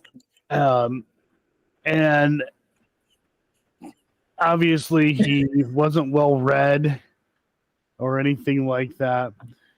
But he had showed me this picture, and part of the story of the Chastain house is that there was a witch that lived there. And he showed me a picture of 3 women in witch's outfit. I thought, wow, that's very stereotypical of what you would think a witch would look like. And wow, they had some really high-end clothing. And wow, they actually have metal or iron brooms. For that time period, everything was off about it. I'm like, hey, can I take a picture of that? Can I take a picture of your picture? So I was like, yeah. Boom. We go in, we investigate. Story is this. This woman was a witch or accused of being a witch. Something had happened, and the people who lived in that area thought she put a curse on newborns. Newborns were, got to be careful because it's YouTube. Newborns were passing on due to an illness, which actually had to do with the water. The water was contaminated, and that's why these newborns were leaving off to be angels, we'll say. Supposedly they went and they hung this woman, and then it kept happening, and they believed that the spirit of the witch possessed her sister, so they went and possessed her sister. None of it was true. None of it. People said, it was used as an orphanage. It was designated to be used as an orphanage. Never happened. They were the first and last people who lived in that house. So I went ahead because everything was wrong about it. Like, it didn't make any sense to me. I do a reverse search on that photo. It brought me to a costume shop in California, a high-end costume shop with that very same picture, and it was in an ad. Dude, that is awesome. And then I went ahead and I used the Ancestry.com, whatever the hell it is, or a Family Tree, whatever the hell it is. It's all owned by the same people, but getting death certificates. And I'm like, this is all made up. All of it is made up. There is no truth whatsoever other than people live there. And that was it. And I'm seeing online where the other 2 investigators were getting their information from. It's from other investigators and what they claim to have experienced when they investigate, and it just went on and on and on and on. And I was not happy, because had we known this some of the stuff in the first place, it would have been investigated differently. I was pissed, and I made it very clear to them that I was pissed that the research was not done properly. You don't rely on location owners or other people who've gone there and things like that. You don't. You have to just start from scratch. You have your base. You know who lived there. Go from there. And that's how you do your research. I will never go back there. I'm pretty certain the guy won't have me back there anyways. And the guy who owns it's a judge. Imagine that. Wow. That's That's hilarious. I can't say we've ever had that happen. I don't know. Do you know Irene Castle? Me? I don't know. I was like, She me, did say- yeah. You know. Which was that? No, but I like the what's the 54 mean? Is that your IQ? Well, you don't know me. Don't come in here. Nickel, Come in here talking trash. Nickel covered it. Nickel Heart got to work. We got to work that. Well, I expect that from him because I know him. I don't know you. Don't come in here talking trash. So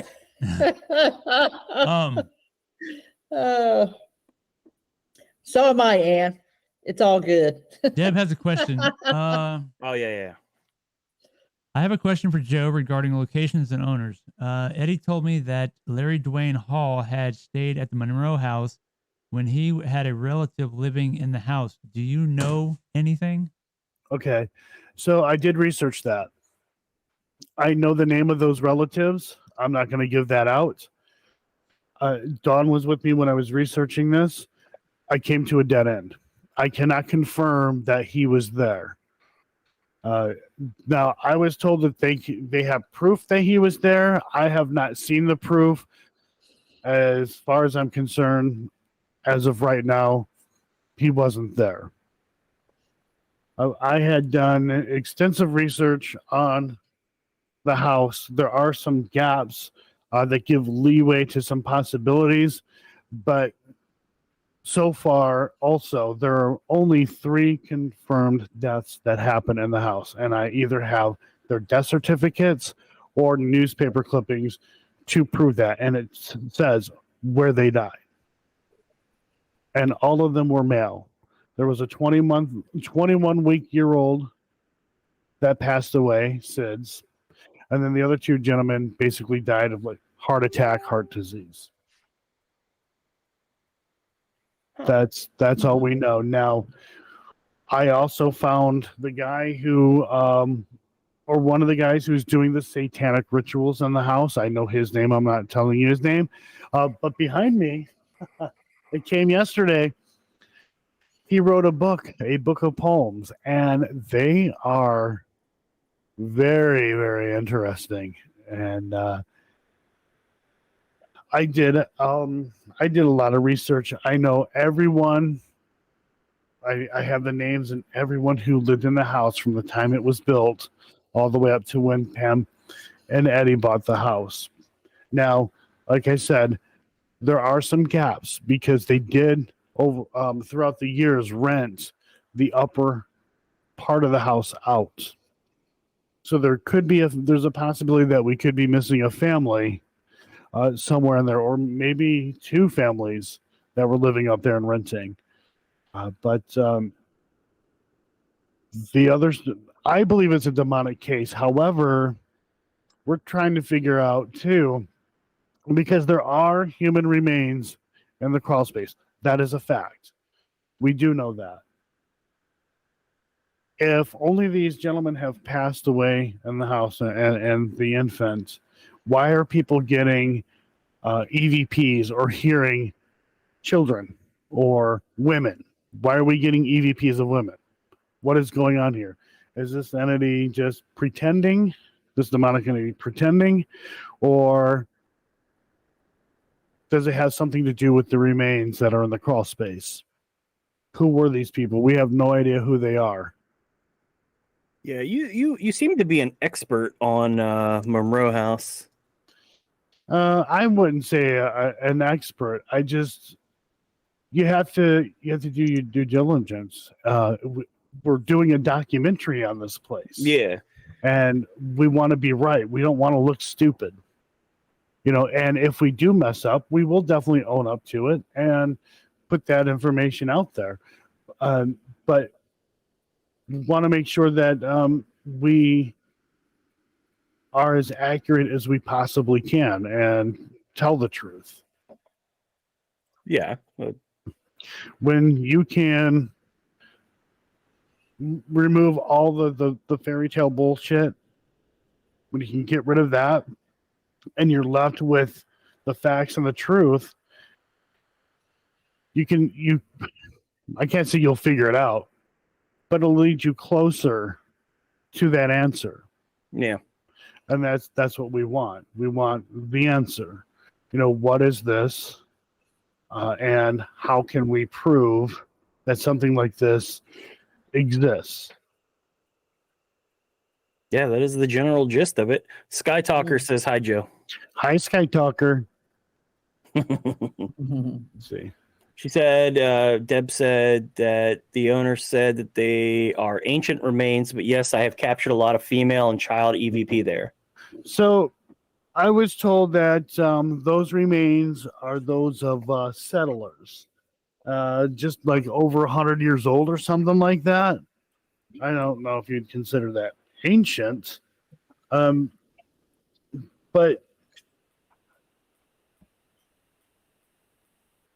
I would love to know. We're probably never going to find out, but I would love to know who were those people. Yeah, that'd be cool. I'm very interested in the Monroe house. Hi, Sky Talker. Or I'll irritate you, the Monroe Demon House. Oh God. All right. Well, thanks for having me on, guys. Okay, what is it? Was it Mysterious Monroe House? It's the Mysterious Monroe House. Okay, that's what it is. And I've made a title joke, but I was being sarcastic about it, and I used the word demon. But it's a very psychological haunting, which again it can be an indication of something demonic. What I'm stating here is not fact; it's based on belief.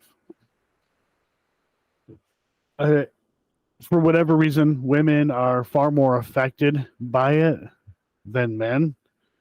You guys go there, make sure you have some females with you. See what happens with them. I gotta find a female first. They're out there. They do exist. They're like 51% of the population. I just can't find a good one. Right. What's going on, Sky Talker? How are we? So it is a very psychological haunting. You do need to kind of just keep your guard up. But I've been there many times, and there are times where I've been there, man, and like nothing, nada. Yeah. But there are times, you get lucky, and then there are once in a great while times where like, holy shit, did that just seriously happen? Oh my God. And I didn't have a camera. You're fine, Let's see if I'm Talker. right. Let's see if I'm right. It's in Indiana, correct? Hartford City, Indiana, yes. Oh my God, dude. My memory is I undefeated. am impressed. Undefeated memory. Well, you've heard of the Blackford County Jail, right? No. No? It's basically across the street from the Monroe House. And it's haunted. But I've never gotten any evidence out of there. Oh. And there's actually a couple of locations in that town that are open for paranormal investigators to investigate. Well, that would have to be a nice trip. And then I think 2 hours from there is Randolph County Asylum. And then I'm sure you guys have heard of now the Jim Jones Church. Yeah. And it's like, I know the owner. He's not ever going to see this. That guy's so full of shit. Wait, what do you mean he's not going to? We're the biggest live stream on. Okay, no, you're right. You're right. He'll never see it. He'll never see it. He doesn't get on YouTube and look for anything. Dan is he is a huge bullshitter. He owns that jail. He owns a couple of spots in town as well. He owns Randolph County Asylum, and he owns the Jim Jones Church. And it's, the thing that happened with the whole Jim Jones things, I don't think I should say too much about it with YouTube. I don't want to get anybody in trouble here. I'd talk about it on my channel because it's my channel. Oh, talk about anything you want on our channel. We don't care. So we know the deal with Jim Jones and the whole Kool-Aid thing. Yeah. It didn't happen it didn't happen at that church. Yeah, I know. That's why they're like, it was his childhood church. I'm like, so? Right. What does this have to do with? And then there's a demon there.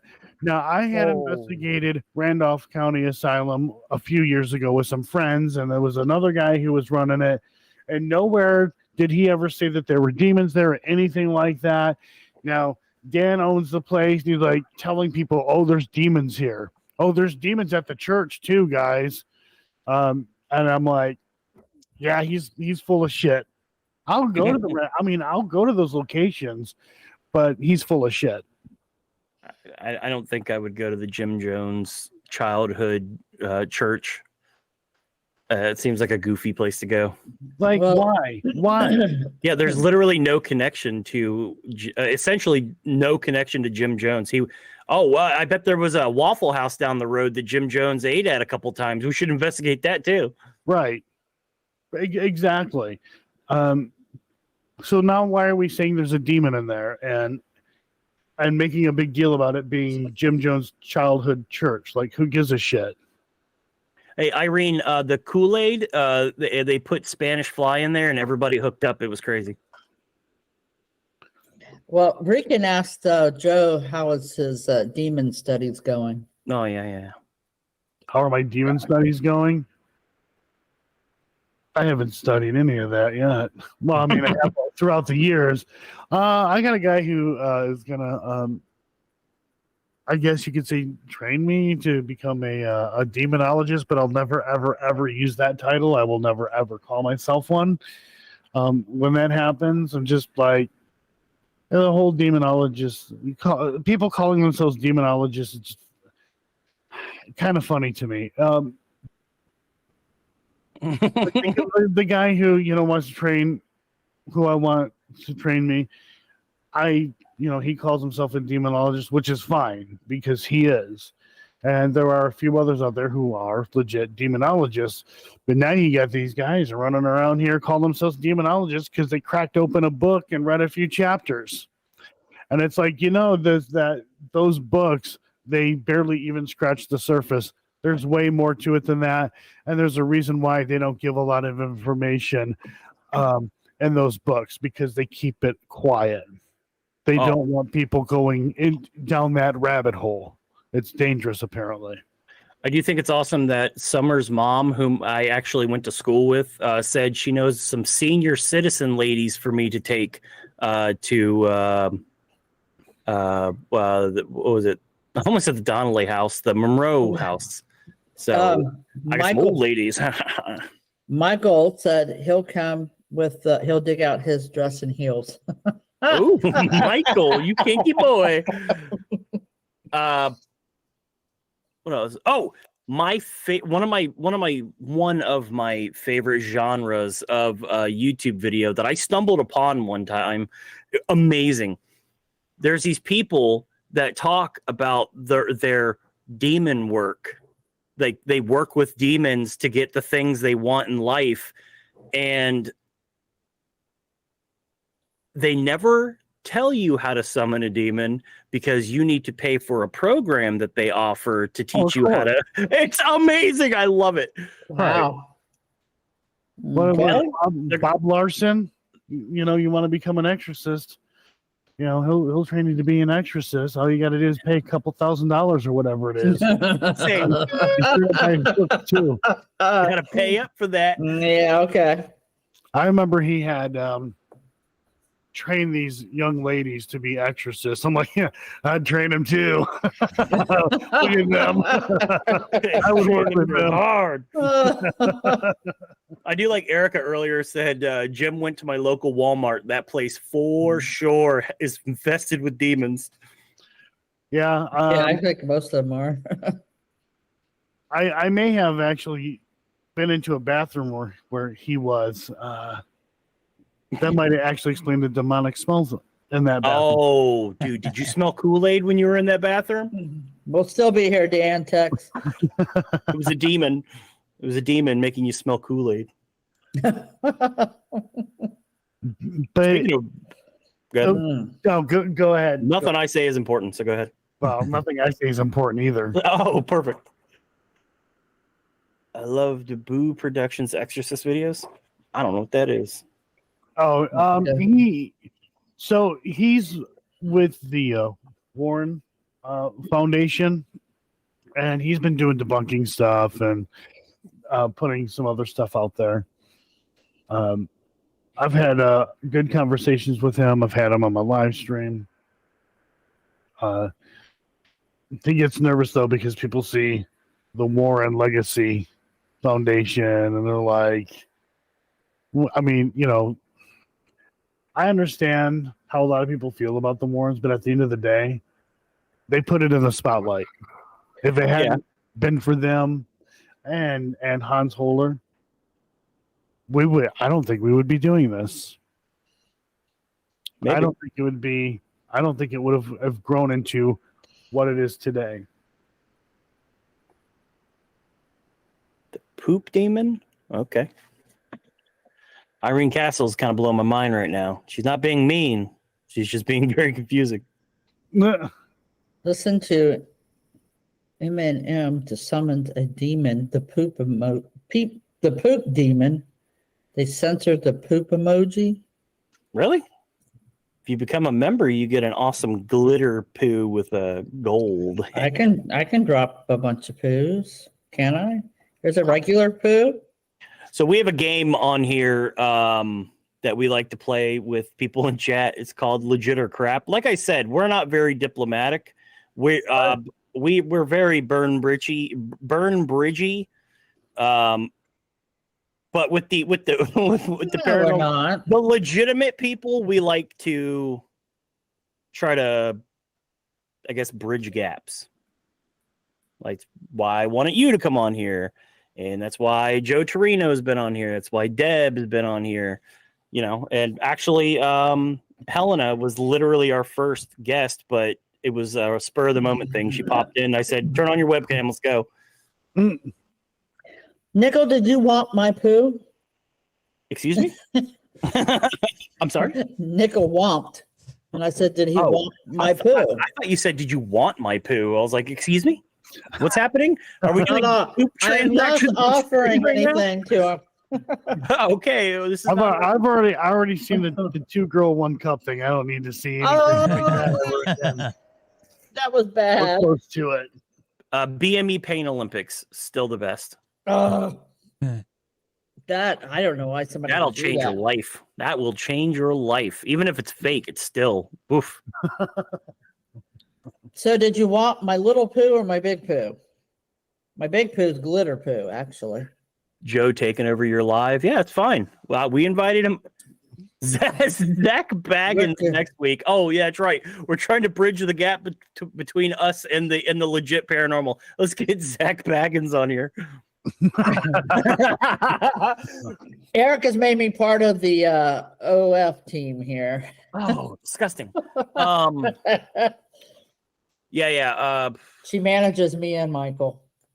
I've made a habit of, I don't know, because this might hurt your relationship. If you ever want to have a relationship with Zach Baggins, being on here is going to hurt that. Sorry. But I occasionally do call him Zach Douche Baggins. I'm not a big fan. Yeah. You can be honest. Oh, he's such a diplomat. Look at that. He don't want to say nothing. That's fine, man. Hey, like I said, man, I'm walking with gas pouring behind me, throwing matches. You need to Yeah, we'll email Zach Baggins and see if he gets back to us. I'm not gonna do that. So that's not gonna be a thing. I am glad you came on. Like I didn't think you were going to, because you never said hi to me in chat and stuff. So I thought. Oh my gosh, are you still butthurt? You know, Jason from Cemetery Road does the same thing. But he won't say anything. You know, I mean, it's hard sitting up high on that throne and looking down and being able to recognize people. You know, I'm Small sorry. plebs like us, I know. That's right, Eric. I'm part of the management team. You got that one right. And said, I call him Zach Bilbo Baggins. I thought she said dildo. I thought it said dildo bag. Hey, YouTube friendly. Dan's gone, so I got to be the regulator here. It's 9:51. I think we're okay. Was that bad? Or are we going to get in trouble because of what I said? All right. Summer said, your mom. My mom said you'll be all right with a gilf. A gilf. Hook up with me, a gilf. I'm just looking at what it looked like to me. Just bring a jar of Vaseline, my friend. That's all you need. So, I think Rican asked this earlier. No, Erica did. She wants to know what is the scariest thing that that's ever happened to you. And I'm going to add something to it. It could be paranormal or not, while in an investigation. Well, I was going to say, if you want outside of the paranormal, it would have been after my daughter was born. she inhaled fluid and she had to stay in the hospital for a week. Scared the hell out of me. That's pretty terrifying, my Yeah, man. that's a great way to, start off a new dad life, being scared to death for your kid. I would say that I had a horrific experience in a house that we had grown up in. It was a demonic thing, and it sucked. It was terrifying. I absolutely was. What made it far more terrifying than anything was my grandmother. She was super Christian. And she would say, the devil can do this, the devil can do that. But then there's Jesus. And that's what she'd say. But there's Jesus. I'm like, so basically Jesus does all this pussy stuff, and Satan's more hardcore. Jesus walks on water, turns water into wine, heals a couple people. And then Satan over here is causing all this insane crazy shit that and I would equate that to the episode of South Park, Jesus versus Satan. Yes. Right. You see how massive Satan is and shit. I kind of picture it like that, now anyways. And that was no help. All you got to do is just pray to Jesus and help. I'm like, wait, what is he gonna walk do? on water at him? Yeah, right. You gonna throw wine at the guy? What the fuck is this guy gonna do? No, I am a Christian. I'm an all-ball Christian. But that was terrifying, and my grandmother wasn't making things any easier. It was very, very much psychological. As a kid, I was in a dark place constantly. Not only was I getting hammered at school, being bullied, but then I would come home and I would have this thing just hammer me as well. Jeez. Telling me that I was worthless and things like that. And it was scary. And then I would have to say the next scariest thing was running into an entity that called itself Seven. And I'm not going to get too deep into that, but that whole thing, that flipped my world upside down. And there's a lot of people who were like, oh, I don't believe that happened. I don't believe that happened. It's like, here, well, go talk to these people over there. Just say, hey, what about the Seven thing? And they'll give you the look. And they don't even want to talk about it. They're like, no, we're not going there. You talked to Joe, didn't you? But that whole thing flipped my world upside down. And again, that put me into a dark place. And I had to step away from the paranormal for 2 years. In fact, I was like, I'm done. I'm out. I'll Hi, find Nikki. something else to do. And I ended up, I woke up one day and I was just like, you only live once. I'm going to go to these locations. I'm going to continue to investigate and enjoy it. Part of that also had to do with my mother dying. When my mother died, it was like, you only live once. Let's fucking tear it up. Let's go. I was like that when my dad died. I started skydiving and doing all this stuff. When that Right. happened. So I had that. You only live once. So, yeah, there was a lot. There's of course a lot more to the whole Seven thing, and I don't like really talking too much about it. I don't enjoy trying to almost relive that because it literally flipped my life upside down, and I took a big loss. I'll definitely say that it definitely was played a factor in completely destroying. I can't sit here and blame it all on that, but it definitely played a huge factor in train wrecking my marriage and splitting the family. And it sucked because the person that is supposed to believe you and should be there for you.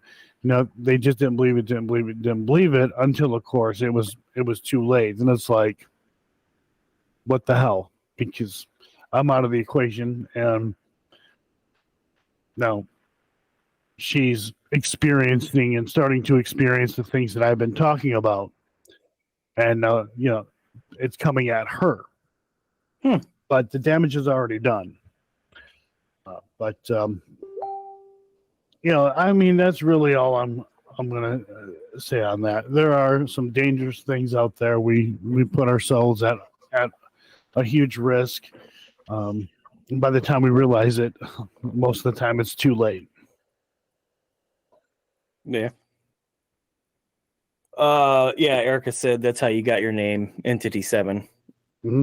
At least you got the shocked face. Deb said 7 is biblical, right? At Haunted Hill House, one of my team did an Estes session and got I guess that's supposed to say we are seven. So 7 in the Old Testament meant destruction and chaos. The entity, now I'm not saying this is factual, again, depending on what you want to believe, but this entity 7, it likes to call itself 7. Sometimes some other names like Paul, or oh geez, I can't remember the other name now. But anyways, it's believed to be Asmodeus. Now, go read up on that guy.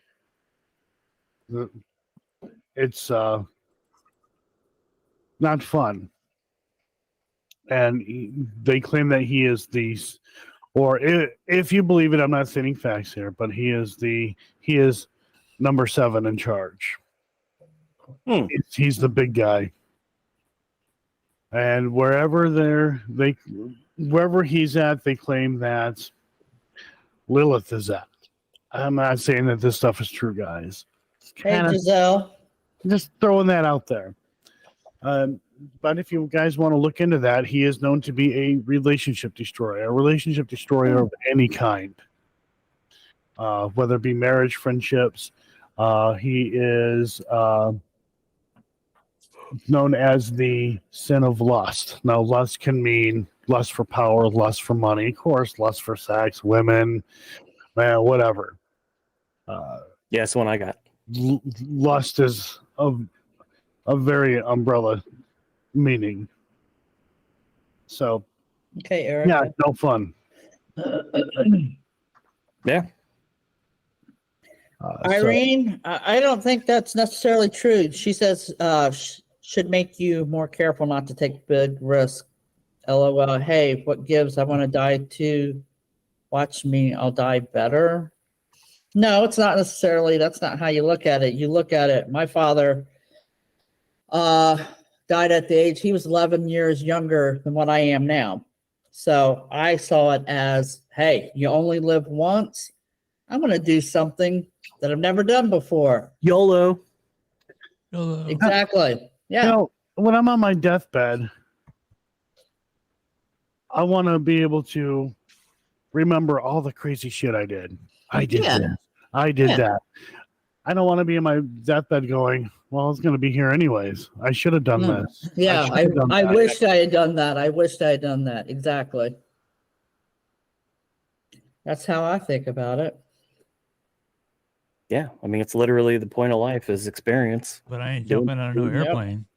No, I like the ground. I did it, and it was interesting, to say the least. See, Michael said, see, I knew it wasn't my fault my marriage failed. That's because you married a witch, my man. Yeah, you said she was a witch, Michael. And when you have families that have a demonic force in their lives,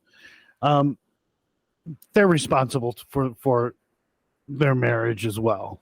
You can't sit there and just blame it all on something, because we have to be responsible too. that thing just exposed, a demonic entity will expose any cracks in the foundation of a relationship, and can cause like the dumbest arguments. If you're stressed out, this thing will, again, demonic stuff is more psychological.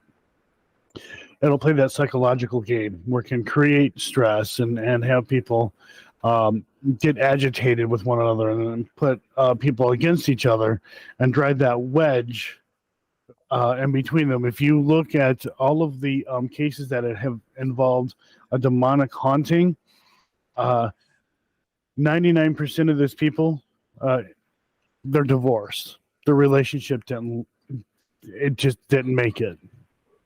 And that's because the damage was done. Yeah, I think I don't know if you would call it demonic hauntings, but yeah, I do find that interesting. The preying on someone who might be emotionally weak and then going in and wreaking havoc. I always found that interesting. Wreaking havoc. Wreaking havoc. Wreaking. And the thing too is that when you look at these cases, it's always targeted the female first. And then women are emotionally driven, which there's nothing wrong with that. Yeah, that's true. And I do believe that women are far more connected to the paranormal than us guys. Kind of falls into that law of attraction kind of thing. But yeah, it is, women seem to be the target to things like this. And then us guys, women will be like, oh, I had this thing happen. Like, oh, you had a stressful day, whatever, and just shrug them off. And then it continues to happen. You shrug them off. Now they feel isolated and crazy. Now they don't want to confide in you. Like with residential cases like this, I have said, hey, there's some questions that are pretty embarrassing and really personal to answer. And some of those questions are, how's the bedroom life? How's the bed life? How often? Wow. When it comes to a demonic case, because it sounds ridiculous. Like, I don't really want to know how often that they're doing their thing with one another.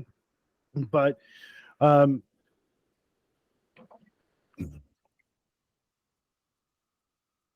sex is a very powerful thing between two people, especially married couple. Mm-hmm. And when less of that is occurring, especially, either at the beginning stages of a marriage or somewhere in the middle. I mean, towards the end, you get too old for that shit anyways. But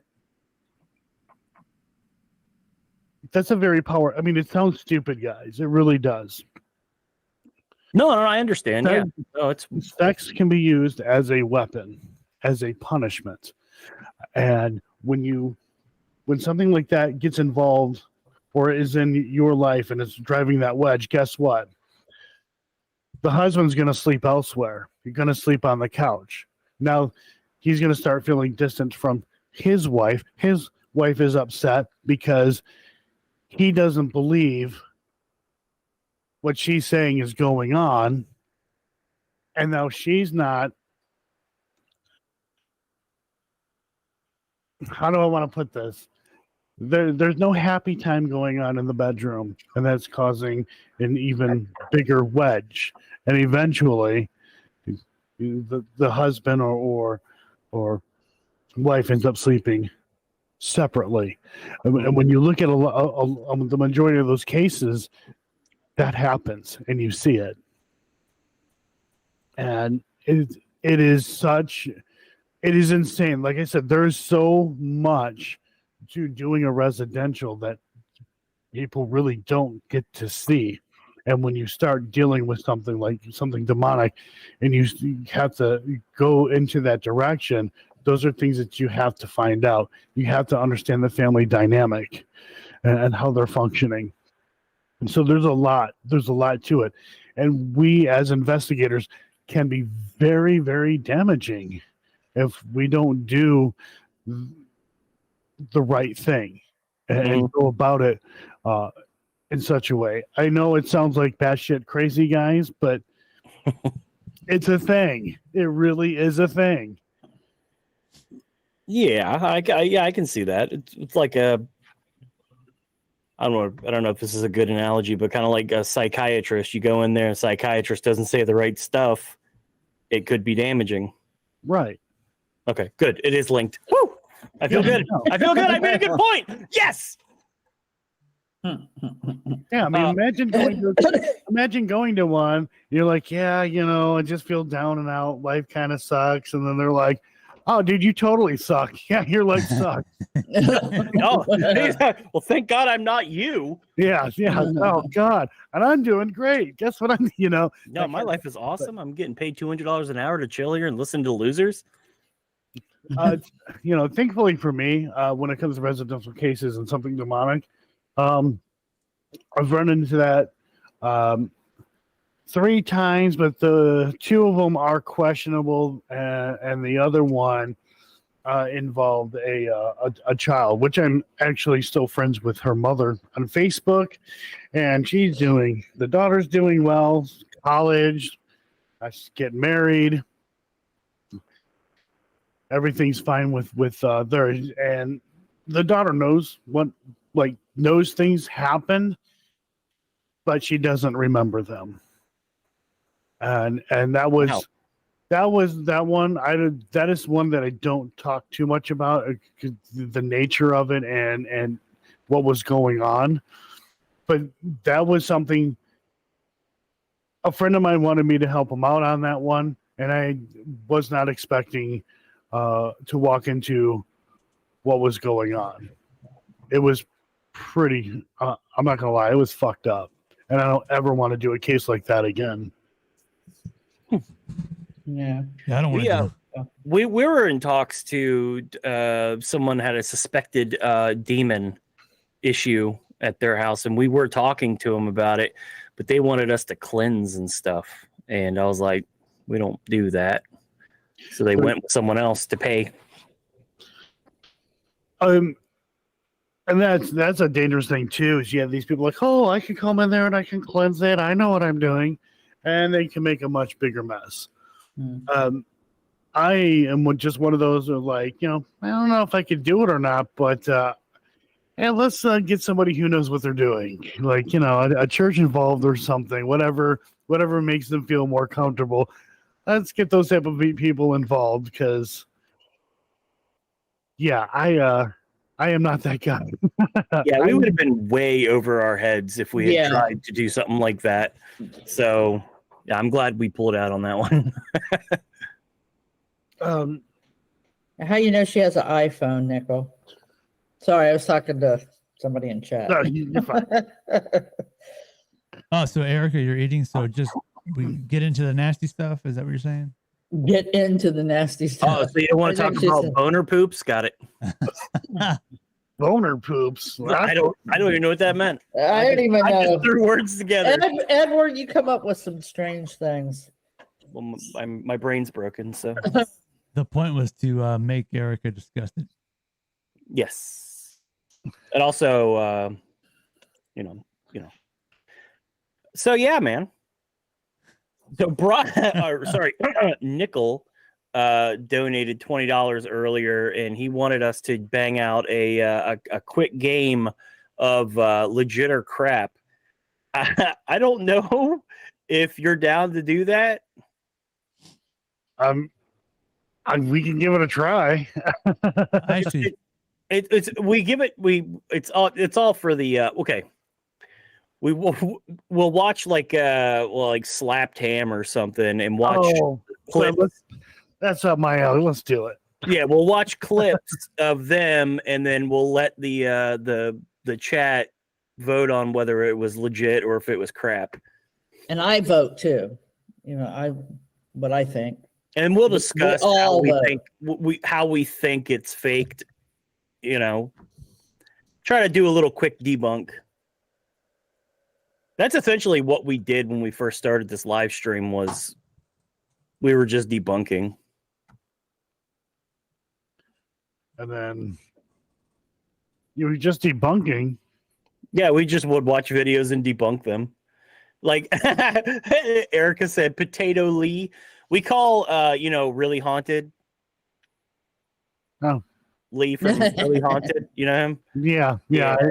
I somebody wanted me to do a video just to watch them get my reaction, and I fucking laughed. Oh, Okay. Spray bottle, the spray. oh, dude, bottle. the holy water spray bottle. Yeah, is yeah. priceless. Well, what were we watching something of his and they shut our stream down. Yeah. They hit us with a copyright claim live, and it Yeah. shut the stream off. Yeah. Yeah, he will do that. Yeah, that boy don't play. He hit us live, but we call him Mr. Potato Head because his head looks like a potato.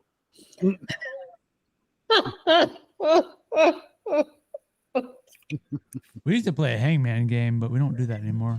Yeah, we don't do the hangman, but I think it might be considered possibly a threat.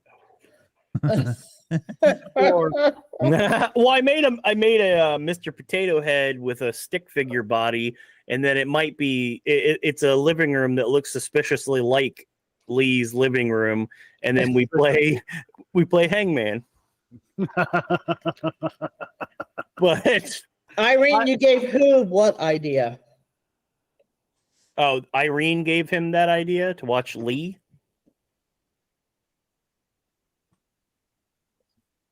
Or you gave Lee the idea. Try to get him to use a Nerf water soaker as well. Oh, you gave Lee the idea to use a spray bottle? If that was you, you're more than welcome in our chat, even though you insulted me. Welcome. Hi, Summer. Take it easy. Oh my God, the spray bottle, dude. That is the holy water spray Bye, bottle Summer. is priceless. Bye, Summer. Bring your mom in chat next week, too, with you. I'm trying to cut back on the copyright claims we get during our streams, because literally every time we do a stream, we get a copyright claim. But I used to always love making fun of, because you know how he does like the little green screen ball, the black balls that go in his mouth and he starts coughing. I know, I we would laugh always about him loved- choking on black balls. He chokes on big black balls, and then you hear all the thumping upstairs, and that's Tyrone tearing up his wife. Like, Oh my God. man, All right, I Eddie, miss that. Stop it. Stupid Lee and his stupid greed.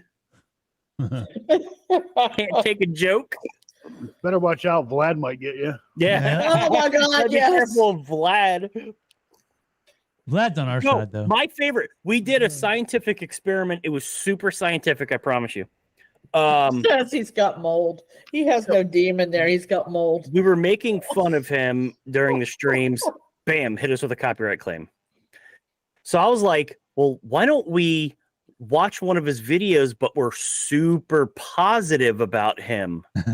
And we were sitting there going, oh my God, he must be so scared. That is terrifying throughout the whole video. Like, oh no, I hope he's okay. Did not get hit with a copyright claim. So you got to be positive and You nice have to him. if people are reviewing his stuff and they're nice about it, he won't hit them with a copyright. If you're Yeah. mean about it, he will. He hasn't got me with one. No? Really? No. He fought us all the way to the point where YouTube was just like, you guys are just gonna have to sue each other. And I was like, I'm not doing that. Like, I don't really care that there's no money involved anyway. Essentially, it was what, like maybe a penny. So I'm not gonna sue the dude for a penny, even though it's the principle of the matter. But still, I'm not taking it that far. He We'll cared do it about a on- penny. Yeah, of course he cared about a penny. Ooh. Yeah, anyone seen Proving Demons new video? It's hilarious. He takes a salt gun into the investigation. I saw, what was it? You talked to someone yesterday, was it? Or the day before yesterday? And the guy said he had the salt gun.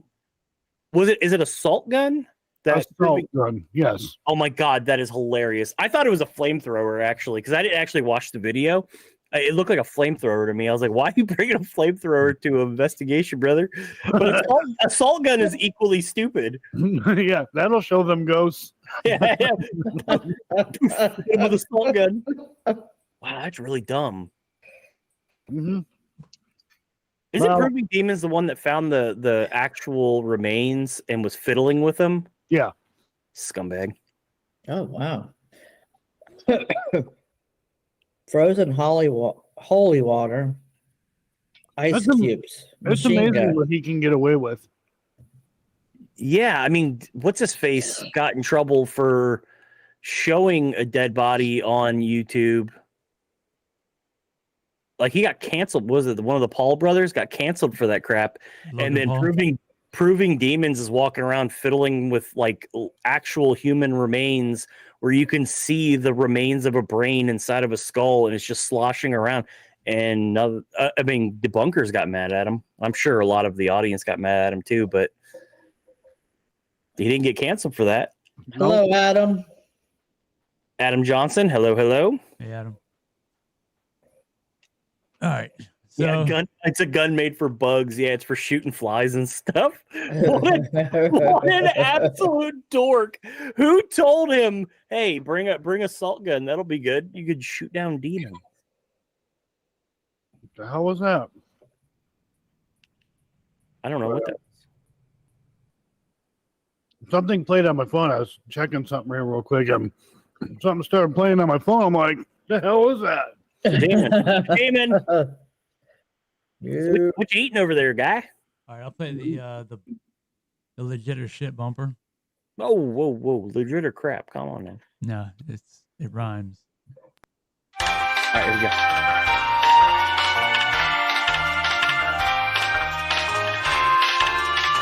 Oh, so that I can't hear it.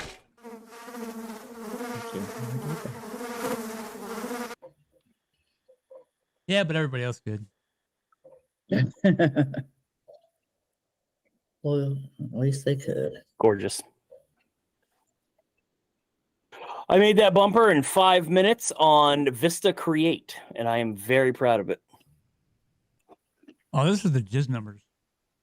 Oh yes, jizz numbers. We're taking it back to the jizz numbers.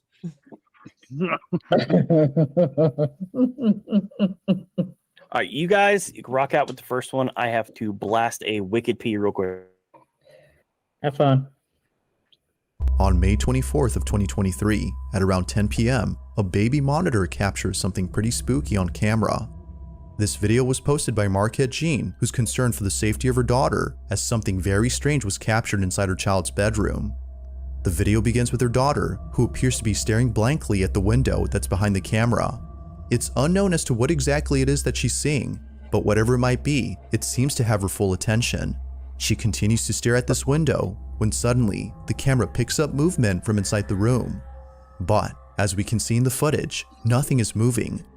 Now the family used to have a cat and the camera would often pick up the cat's movement, but no cat is seen here as their cat had passed away in August of last year. However, as Marquette watches the baby monitor, this happens.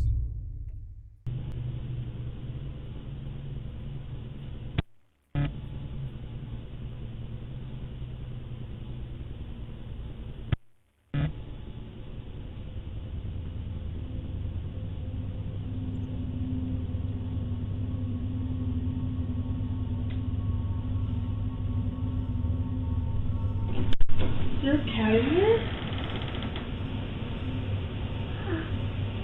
Is there a cat in here? Huh. No. Oh, sorry. Love you, night. Are you okay?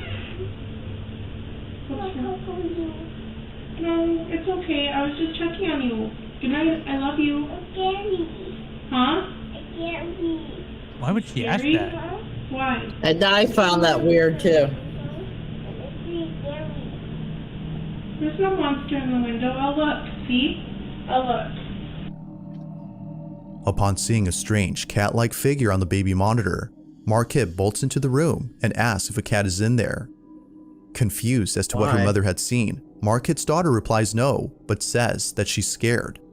According to her, there's a monster at the window. Is that a 360 camera? Or he said. I don't think it is. It's just a nanny cam. There's no monster in the window. I'll look. See? I'll look. Marquette checks the window and finds nothing there. Although creeped out by her daughter's response, she's more unsettled by the supposed apparition caught on camera. The family believes this may have been the spirit of the cat that they once had, but later passed away due to cancer. Whether ghost or not, Marquette and her daughter are shaken up by this footage. Like all videos, the question is begged, just what exactly had occurred that night?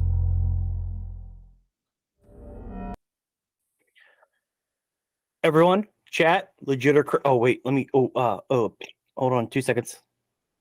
Sorry, I was peeing and then I didn't do the voting thing.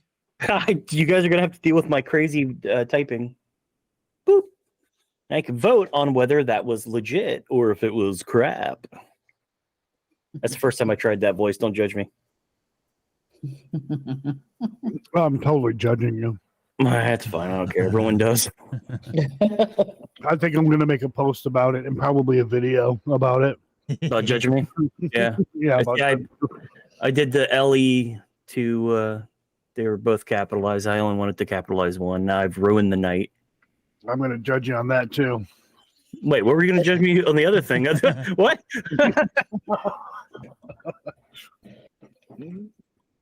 Crap. As a parent, I would have been hugging my child. I mean, that kid didn't seem that freaked out. Did I miss something? Until, well, that was her being freaked out, I guess, at that point. But I think because she was asking her questions, and I think the kid was like, okay, am I supposed to be scared of something here? Maybe. I want to hear what Mr. Joe has to say. Mr. Joe Vitale. Just like it was probably, as weird as it may sound, I think it was a piece of debris or something like that, like dust. We can see the frame rate on the camera was probably doing like 10 to 15 frames per second. And when something's moving quicker than the shutter can move, you'll get that almost like elongated kind of streak thing happening. Mm-hmm. I think that's what was happening there. See, this guy, and I actually agree with him. I mean, it did kind of have a shape of what a cat would look like, but that's Right. But that right there is called pareidolia. Yeah. I mean, I guess it's not a human face, but it is a face that we would recognize. Or at least Why would she come in the room though and just be like, "Is there a cat in here?" Like, why the hell would there be a cat in there? Well, that's why the kid's like, Wait, what do you mean? did the kid what do you ask mean that? cat? No, the mother asked if there was a cat in there. Dude, my daughter would bring like every cat she came across home. We need to keep it. It's homeless. But you would know about it, right? I mean, some random cat just ain't gonna be in your house just chilling. Now that You would know also, about it? and now if there Oh, is potentially a cat in there, that cat could be roughly the same color as the carpet, and because the IR light's not illuminating it properly, it could have been a cat. Eric, I said, get the man to go out and check it out. Irene and the dust particles. Yeah, old dust particles. The old dust particles. So I'm glad Joe is not an orb guy because I cannot stand orbs. When people talk about orbs all the time, it's just kind of like, I don't like orbs. I literally, when I'm live streaming, I will see the dust particles and I'll say, hey guys, that's dust. And then days later, there was an orb. And they'll timestamp. I'll go to that timestamp to see what they're talking about. And I literally say, hey guys, that's dust. I can see it with my own eyes. When the camera, Adam said, when the camera moves, the pixel messed up, and that's a good point too. Yeah, that is a good point. Yeah. Ghost in the window would have freaked you the F out. I would have thought it was a creeper. Yes. I have a, well, I'm not going to tell it on stream, but I have a story about a buddy that was having a alone time, and he lived in the hood, like as my daughter would call it, the hood. The hood. He lived in the hood, and he was having alone time, and he looked, and there was a crackhead in his window watching him. I told you I wasn't going to tell the story, and then I literally told the story. Oh my gosh. Yeah, that kid lived in the avenues. Oh, okay. You know what? Hey, check this That's out. the hood. Check this out. You guys can look him up. His name is Bobby King. Bobby King. I don't know where he's at now. Probably gonna sue me. That's fine. Having a proper wank and having a crackhead watch you. Wait, Bobby King was the guy watching in the window, or No, Bobby King was the wanker. the wanker? Brian said, "Sure, a buddy." No, I actually have a story about that too, Brian, but I'm not going to tell you guys that one. I knew the people watching me.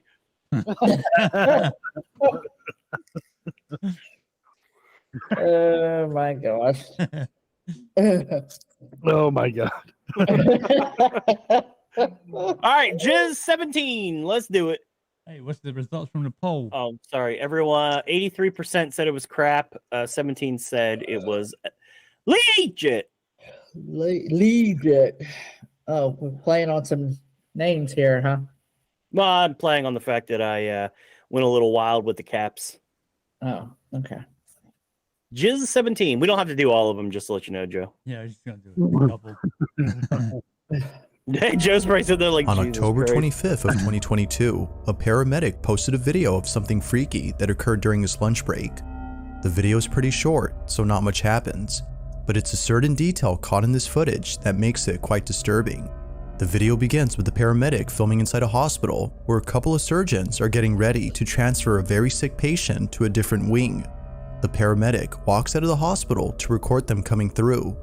It isn't until later that the doctors arrive with the sick patient, who according to them, passed away only hours later. The paramedic then stops recording. Now, it was only after finishing work that the paramedic had watched this video and noticed something strange about it. Looking back at the footage, they noticed that during the time they were waiting outside for the doctors to arrive, something unusual was caught in the background.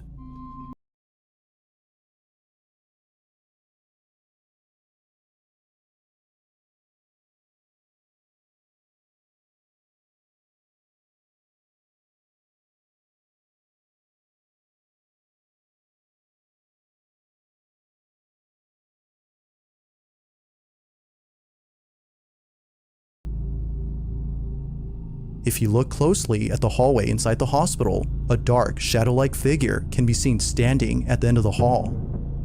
It's there for just a few seconds before suddenly disappearing from sight.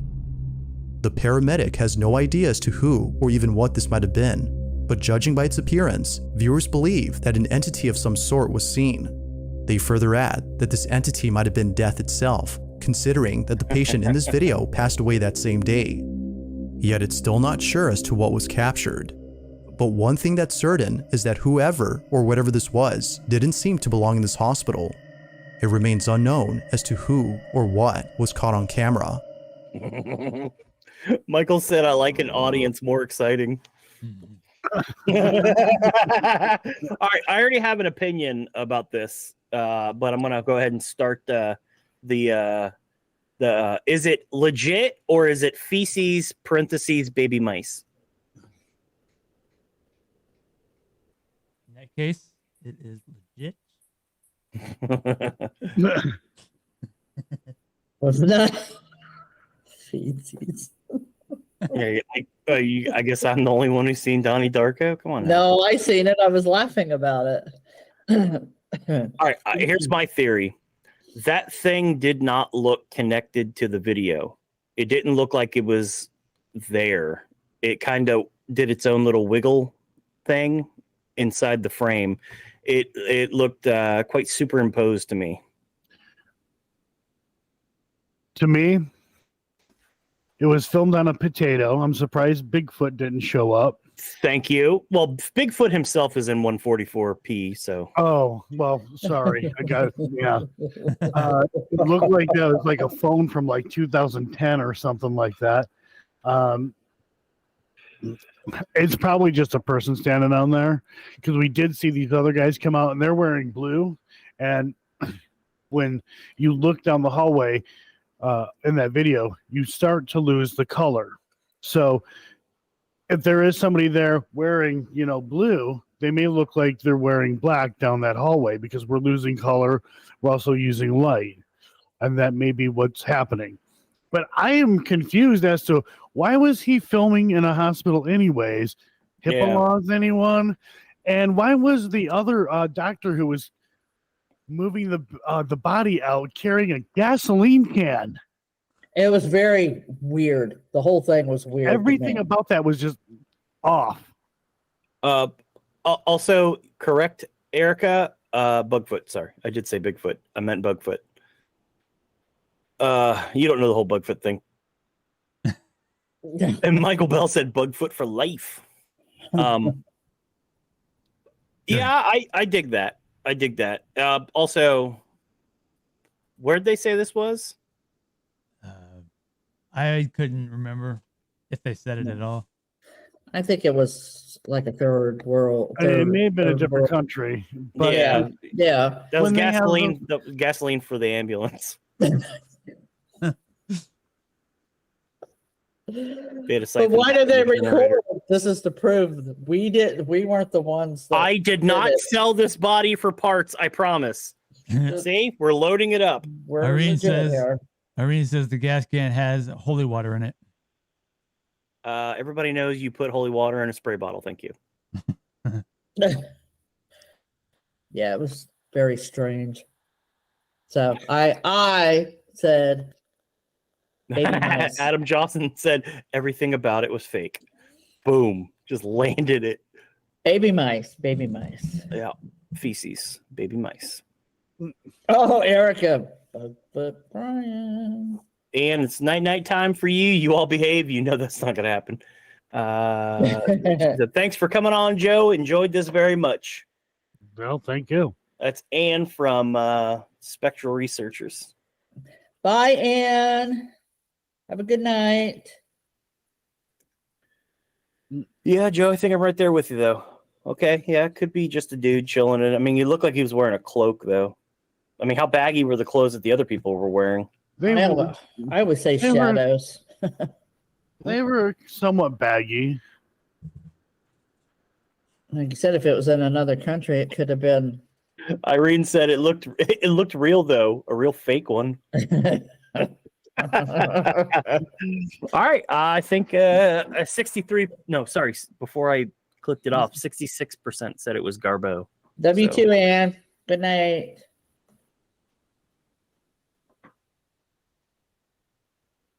Are we ready to do Jizz 16 or are we moving on? Let's do Jizz 16. 66%. All right, Jizz 16. We'll do a few more and then get on with the memes. Yeah, we'll be packing it in here soon. Unless Joe had something else he wanted to say. What was that? No, I got nothing. I got nothing.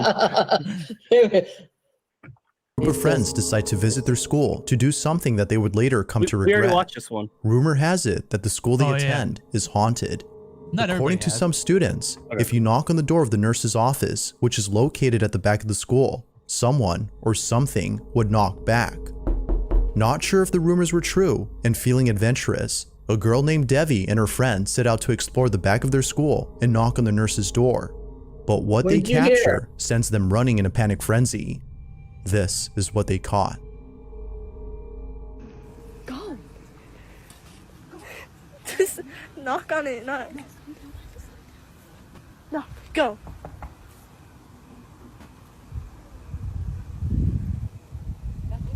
Knock harder. Let him know. Hang on a minute. Let him. Out of nowhere, a blood-curdling scream is caught on camera, sending the girls running in full terror. Yeah, it was. They have no idea where the guttural screams came from. Just one ear. But one could only guess the source of the screech.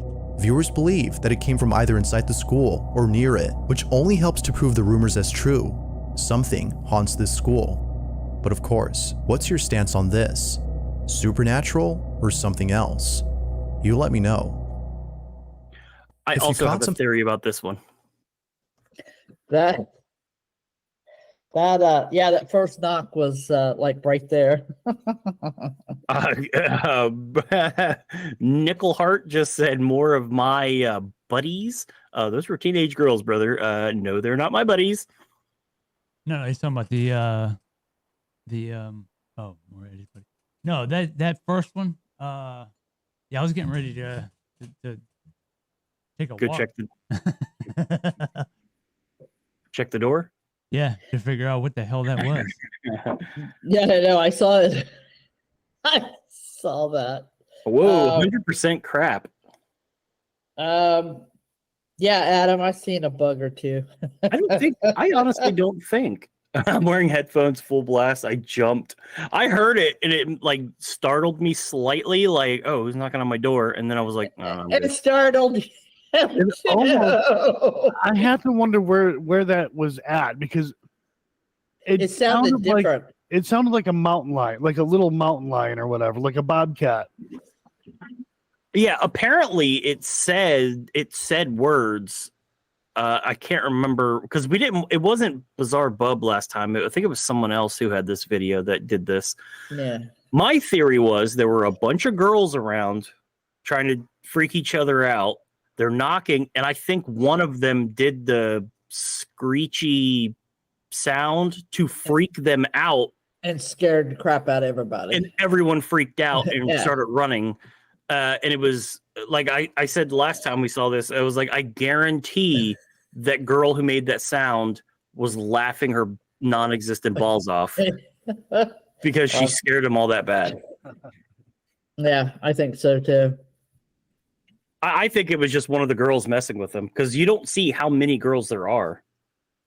There are at least 4 you can see, and there's potentially more, a couple more, one more, and one of them busted the chops and scared everyone because it immediately cuts right when they start running.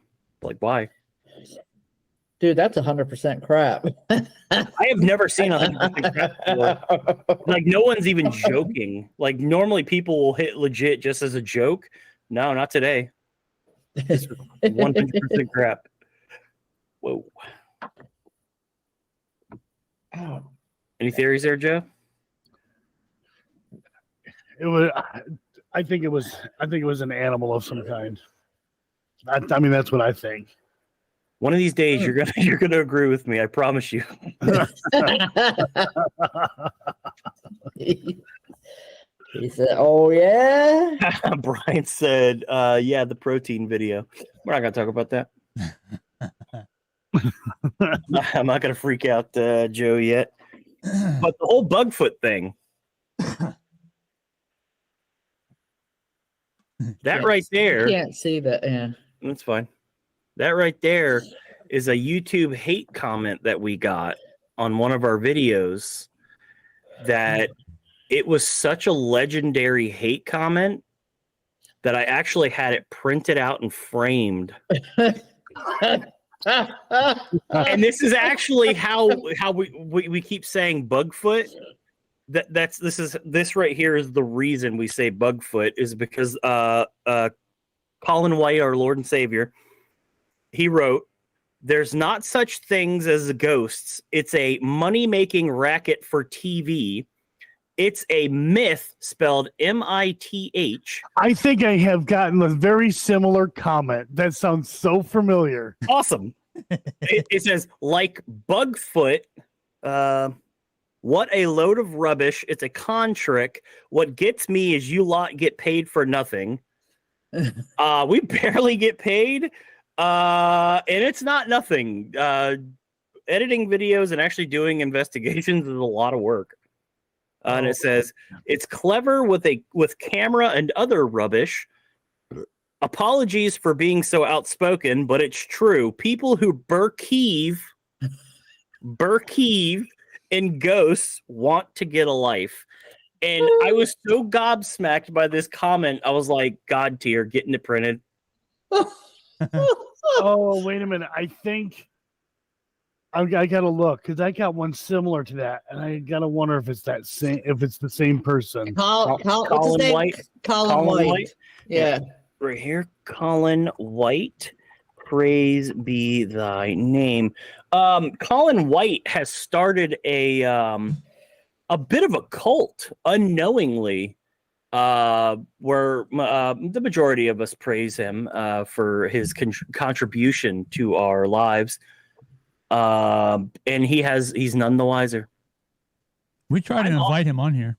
I've tried to get him to come on the live stream, and he got mad. He was like, "I told you I don't believe in that." I don't Burkeeve in that. Burkeeve. It's like he couldn't spell, or he was so mad that he just misspelled everything. I don't know.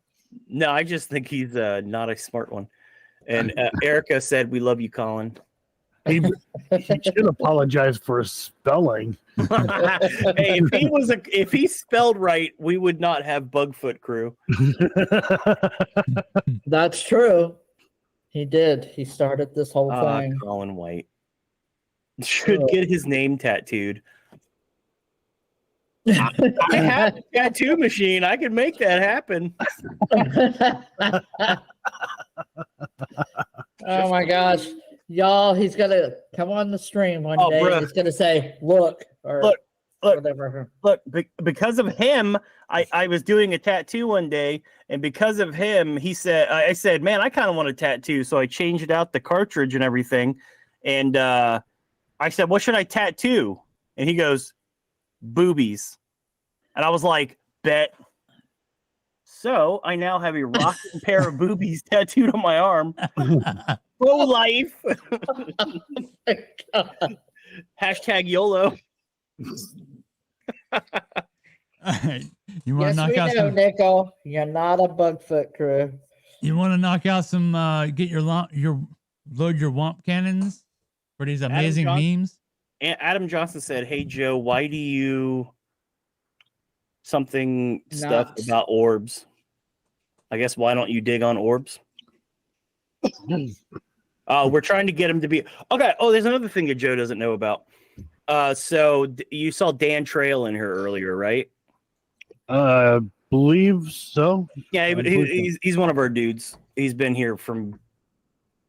I think he came onto our stream after we went on Patrick from the Haunted Side stream. Yep. Oh, Jesus. Sorry about that, too. Hey, I gauge. Okay, we all know what he did. Okay, none of us are stupid. We know what he did, and I've kind of caught him in the past doing the same thing. And I mostly judge people on if they're a cool guy or not. And then we were on his stream before all that stuff, blue balls and whatnot. I judge everyone if they're a cool dude, and I could, as the Zoomers would say, I could vibe with them. I'm usually cool with him. But yeah, we all know what he did. But I think Dan Trail came from his. Okay, so the agreement we have is if we get to 10,000 subs, which is an astronomical number. If we get to 10,000 subs, we will go to Texas, and Dan and I will have a boxing match. And I'm going to beat Dan into a bloody pulp. But I support beating up your subscribers. And he agreed to it. Jesus. Don't know. Joe doesn't know about the protein clip, and we're just going to keep it like that. Okay. But yeah, we were trying to get Colin White to be the announcer for our boxing match. I don't think he's going to do it. Would it be horrible? Nickel said $20 donation for the protein clip. Looking for it. Wouldn't it be hilarious though if he had some sort of speech impediment though? No, Joe. I believe that would be the opposite of hilarious. I would legitimately feel like a douche. Yeah, but it translates to his hands though. It's, you know. Not only can he spell, he can't speak properly. Well, that could be. We have. Yes. Well, I don't know about Chapless, Erica. We need to talk about that. She's. I have a Bigfoot onesie, an adult onesie back there that I'm going to wear at the fight. I actually Deb from Spectral Researcher. The first time she ever met me, and Mike. No, was it Mike? No, it's Eric.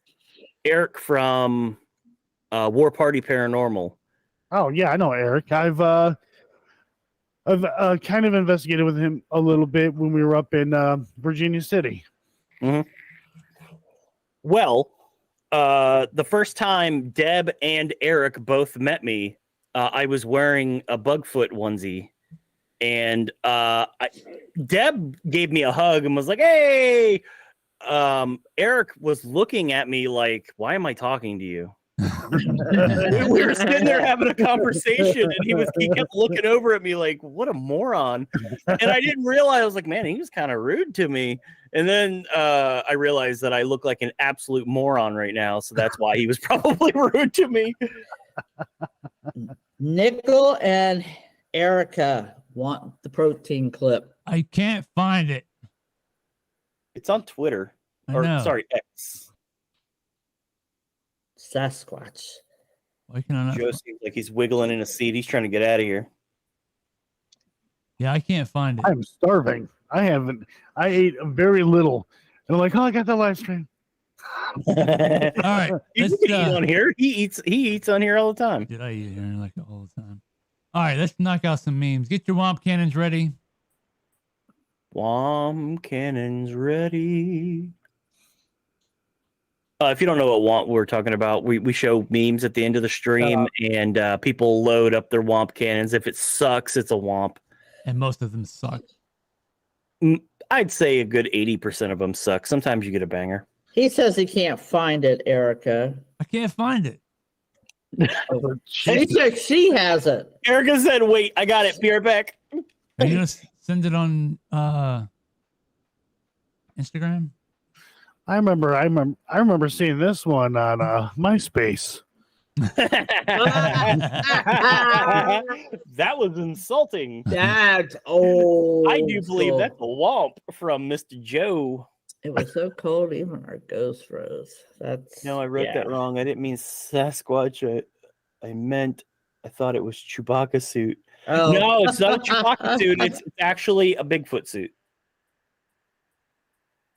I'm stupid. It was like hot too when we went there over at Gilcrest. It was it was so hot, and I was wearing this giant onesie. Yeah, it was really hot that day, wasn't it? Rican said, "It's on my channel." There, she just clipped it. Oh, it's on your channel. Well, Erica just sent the link to the actual video. Rican's isn't the actual video. She wants the one where I say something. Wait a minute. Did you just say what I think you said when you said it? I know for a fact that Joe does not care. And It it was a hot day. Yes, it was, Deb. Yes, it was. And I was sweating. Dude, the second we left, man, I ripped off that suit. I was sitting in the back of the car, just drenched. What is this? This is fake. Is this it? This is it, right? Yeah, I think so. Have I gotten fatter? I'm looking at my face and I'm like, I think I've gotten fatter. All right, let's see what he actually says here. Dude, so much protein. I've been getting protein from random guys on the street. I'm getting protein constantly, a constant flow of protein in me, dude. Come Wait on, a man. minute. Did you just say what I think you said? Yeah, protein. What? You've been getting protein from a constant flow of protein from guys on the street? Is that what you said? What? No. I love the no the Norm McDonald. No. You've been eating protein cookies all day. Do you guys see, Joe, do you see the AI technology they have to make something that convincing? It's not real. Rican made that. She faked. This is one of those moments of South Park where they were trying to get what was the sea monkeys? They needed semen for the sea monkeys, and That's as far as I'll go with that. And Eric Cartman. Oh my Heck yeah. gosh! Look at that. Look at our boy. Oh my God, it's 1970s Bugfoot. Yeah. Jesus. That's I was expecting more of a dick bulge than that from a Bigfoot. Well, you know, not all of us can be hung, okay? Some of I us are hung know. like babies, all right? I'm a thrower, not a shower. Well, I have what I have like to refer to as a schlort. So Here's another. Well, it works. Well, here's another MySpace meme. oh geez. Oh my lord.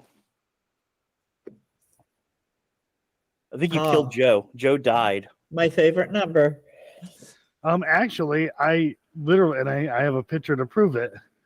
I had to do a benchmark score on my computer, and that's my benchmark score, 666.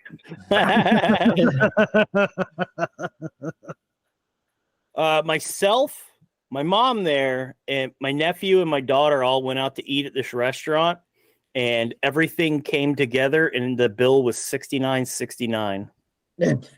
Oh, you were so excited over that. That was weren't you? awesome. $69.69. Yeah, that's right. And also, I forgot about this. I went to the gas station and bought something. It was $6.66. That's twice I've gotten that number today. Wow. I've seen people get that at the they'll like they'll be standing at like Walgreens or something, and it'll come up to 666, and they're like, wait, and they grab like a pack of gum. So it's Yeah. Yeah. My brother does that because I'll send him if I spend, and I'll send him a picture of my receipt if it says 666 on it. I'm happy to get that number. And no, Michael, that's not him. Not even close. That guy looks like he had talent. should have bought a lottery number, dude. Your lucky numbers are 666. Lucky number. Yeah. Oh, yeah. They're... Yo, dude, those eggs are like no joke priced. What in the world? 18 large eggs for $6.66? That's nuts. That's when the eggs were really. Without me giving away too much information, let me see. Can I make that work? No, wait. Damn it. Clip it and crop it. Trying to crop it, yeah. Not a- 666 from my bank account. I got it twice today. So 666 Oh. around there. That's funny. Steak pack 666. Why are people scared of 666? Yeah, it's true. I'm not scared of 666. I'm not either. Oh, this Captain Satanist right here has 666 tattooed on her.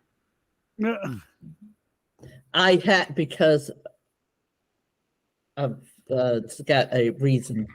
All right, so Not just a random 666. Okay. Satan. I got two memes left. One of them is a repeat. I don't know if y'all are gonna recognize it. Yeah. My man. See, that's pure dad joke right there. That's lit. That is a lit joke.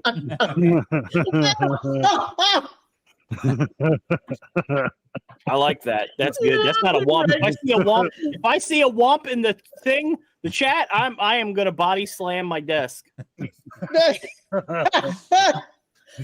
That's the best one. Where? No, the regular kind. Perfect. I'm looking. No womping. Dad joke. Even if your kid's in danger, you got to be able to drop out that dad joke. Thank God. It's birthday numbers, Erica. Good thing you misspelled that womp. Lucky. Nope. It's not a womp.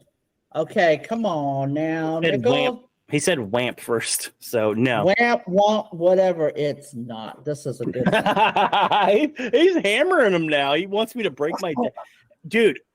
I used to have two desks up here where I'm at right now because I have a whole studio set up. You guys probably haven't seen it. Oh, but he did it again. I had a whole studio set up with 2 desks side by side right here where I'm at. Well, I was sitting there hanging up because I got a window right in front of me. And, you know, when you're making music and stuff, you want it to be kind of dark and relaxing with sweet lights. Right. And, so I was pinning up a blanket because I'm ghetto like that. I was pinning up a blanket covering the window here. And I went to get down off my chair. Oh, yes, man. No, Guitars in the background.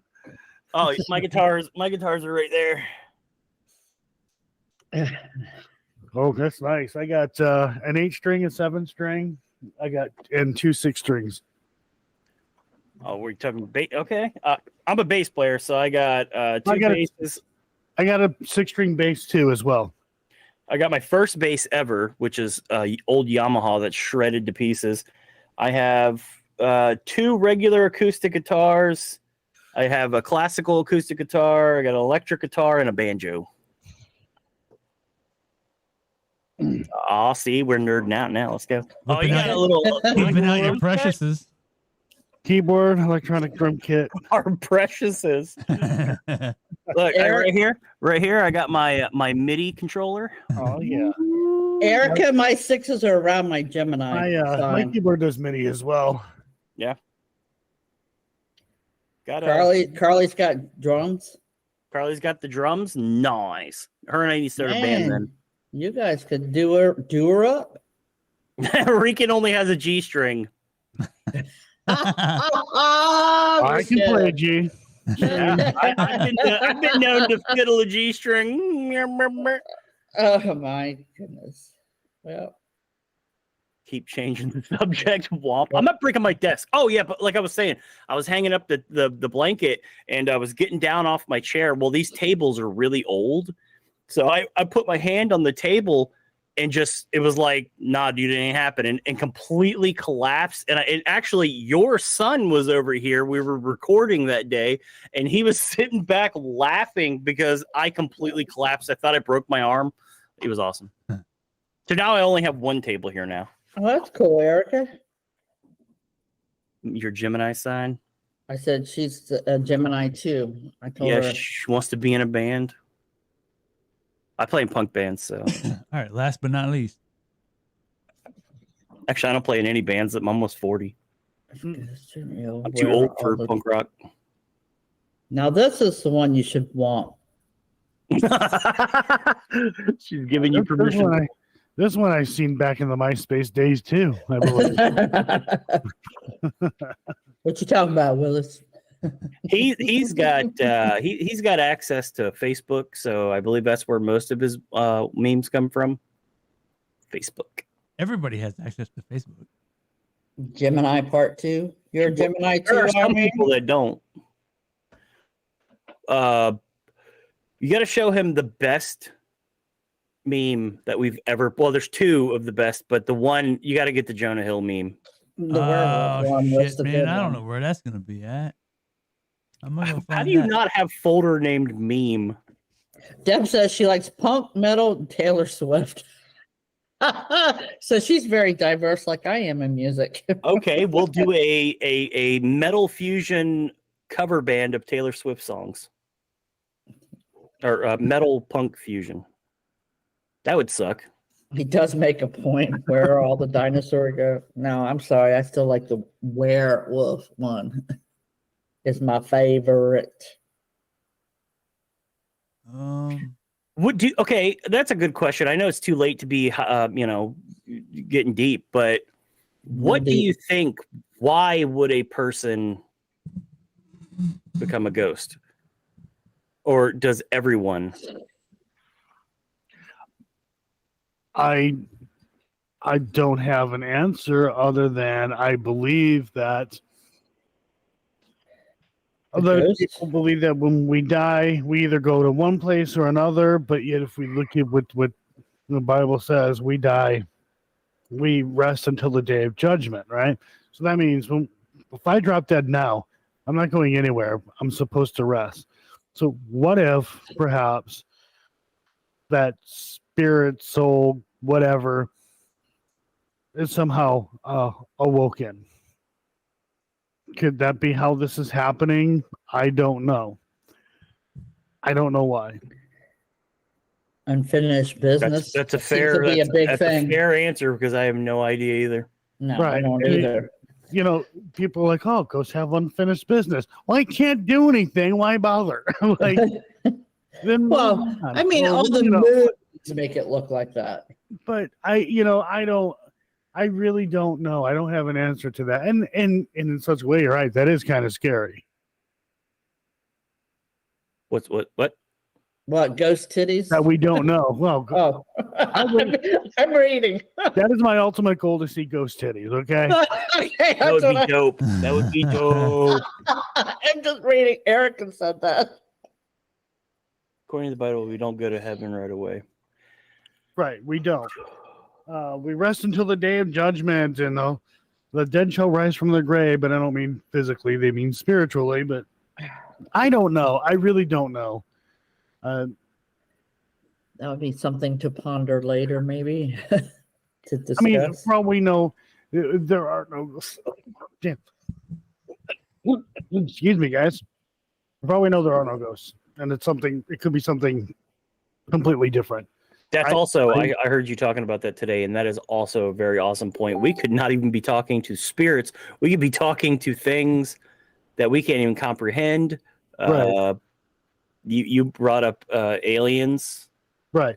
Because if you look at a lot of like things that have to do with like UFO sightings or alien sightings, a lot of the things that they claim that they experience also falls in the realm of spirits and ghosts and such. So I don't, like I said, I don't know. And that's why we do this, right? To try to find out, to try to get answers. Yeah. Yeah. That is pretty much the goal. Irene Well, said, like I ahead. said, I'm trying to prove it to myself. Anyone who subscribed is just along for the ride. Right. Y'all saying ghosts are procrastinators? I don't think so.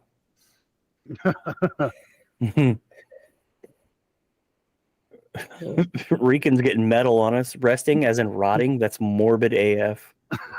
And then she said, I'm a ghost then. Rican, we're all rotten, okay? We're rotting slowly. Yeah, that started years ago. The famous ghost picture from May Stringer looks like Carly. I think Carly is a ghost and she's time traveled. Jesus, that's real deep. Have you seen the ghost picture from the May Stringer house? I might have and just don't remember. It's in the kitchen and there's a lady standing there looking out a window because there used to be a window to a porch right there, but they walled it in and turned it into a room. But she's standing there in the kitchen and it legit. She's like semi-transparent. It's probably one of the best.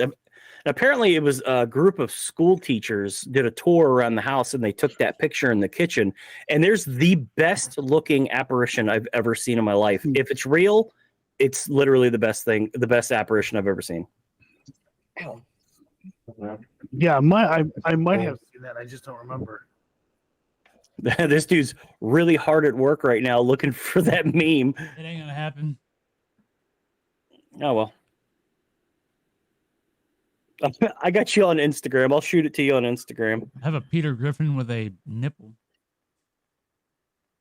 Oh, I've seen that one.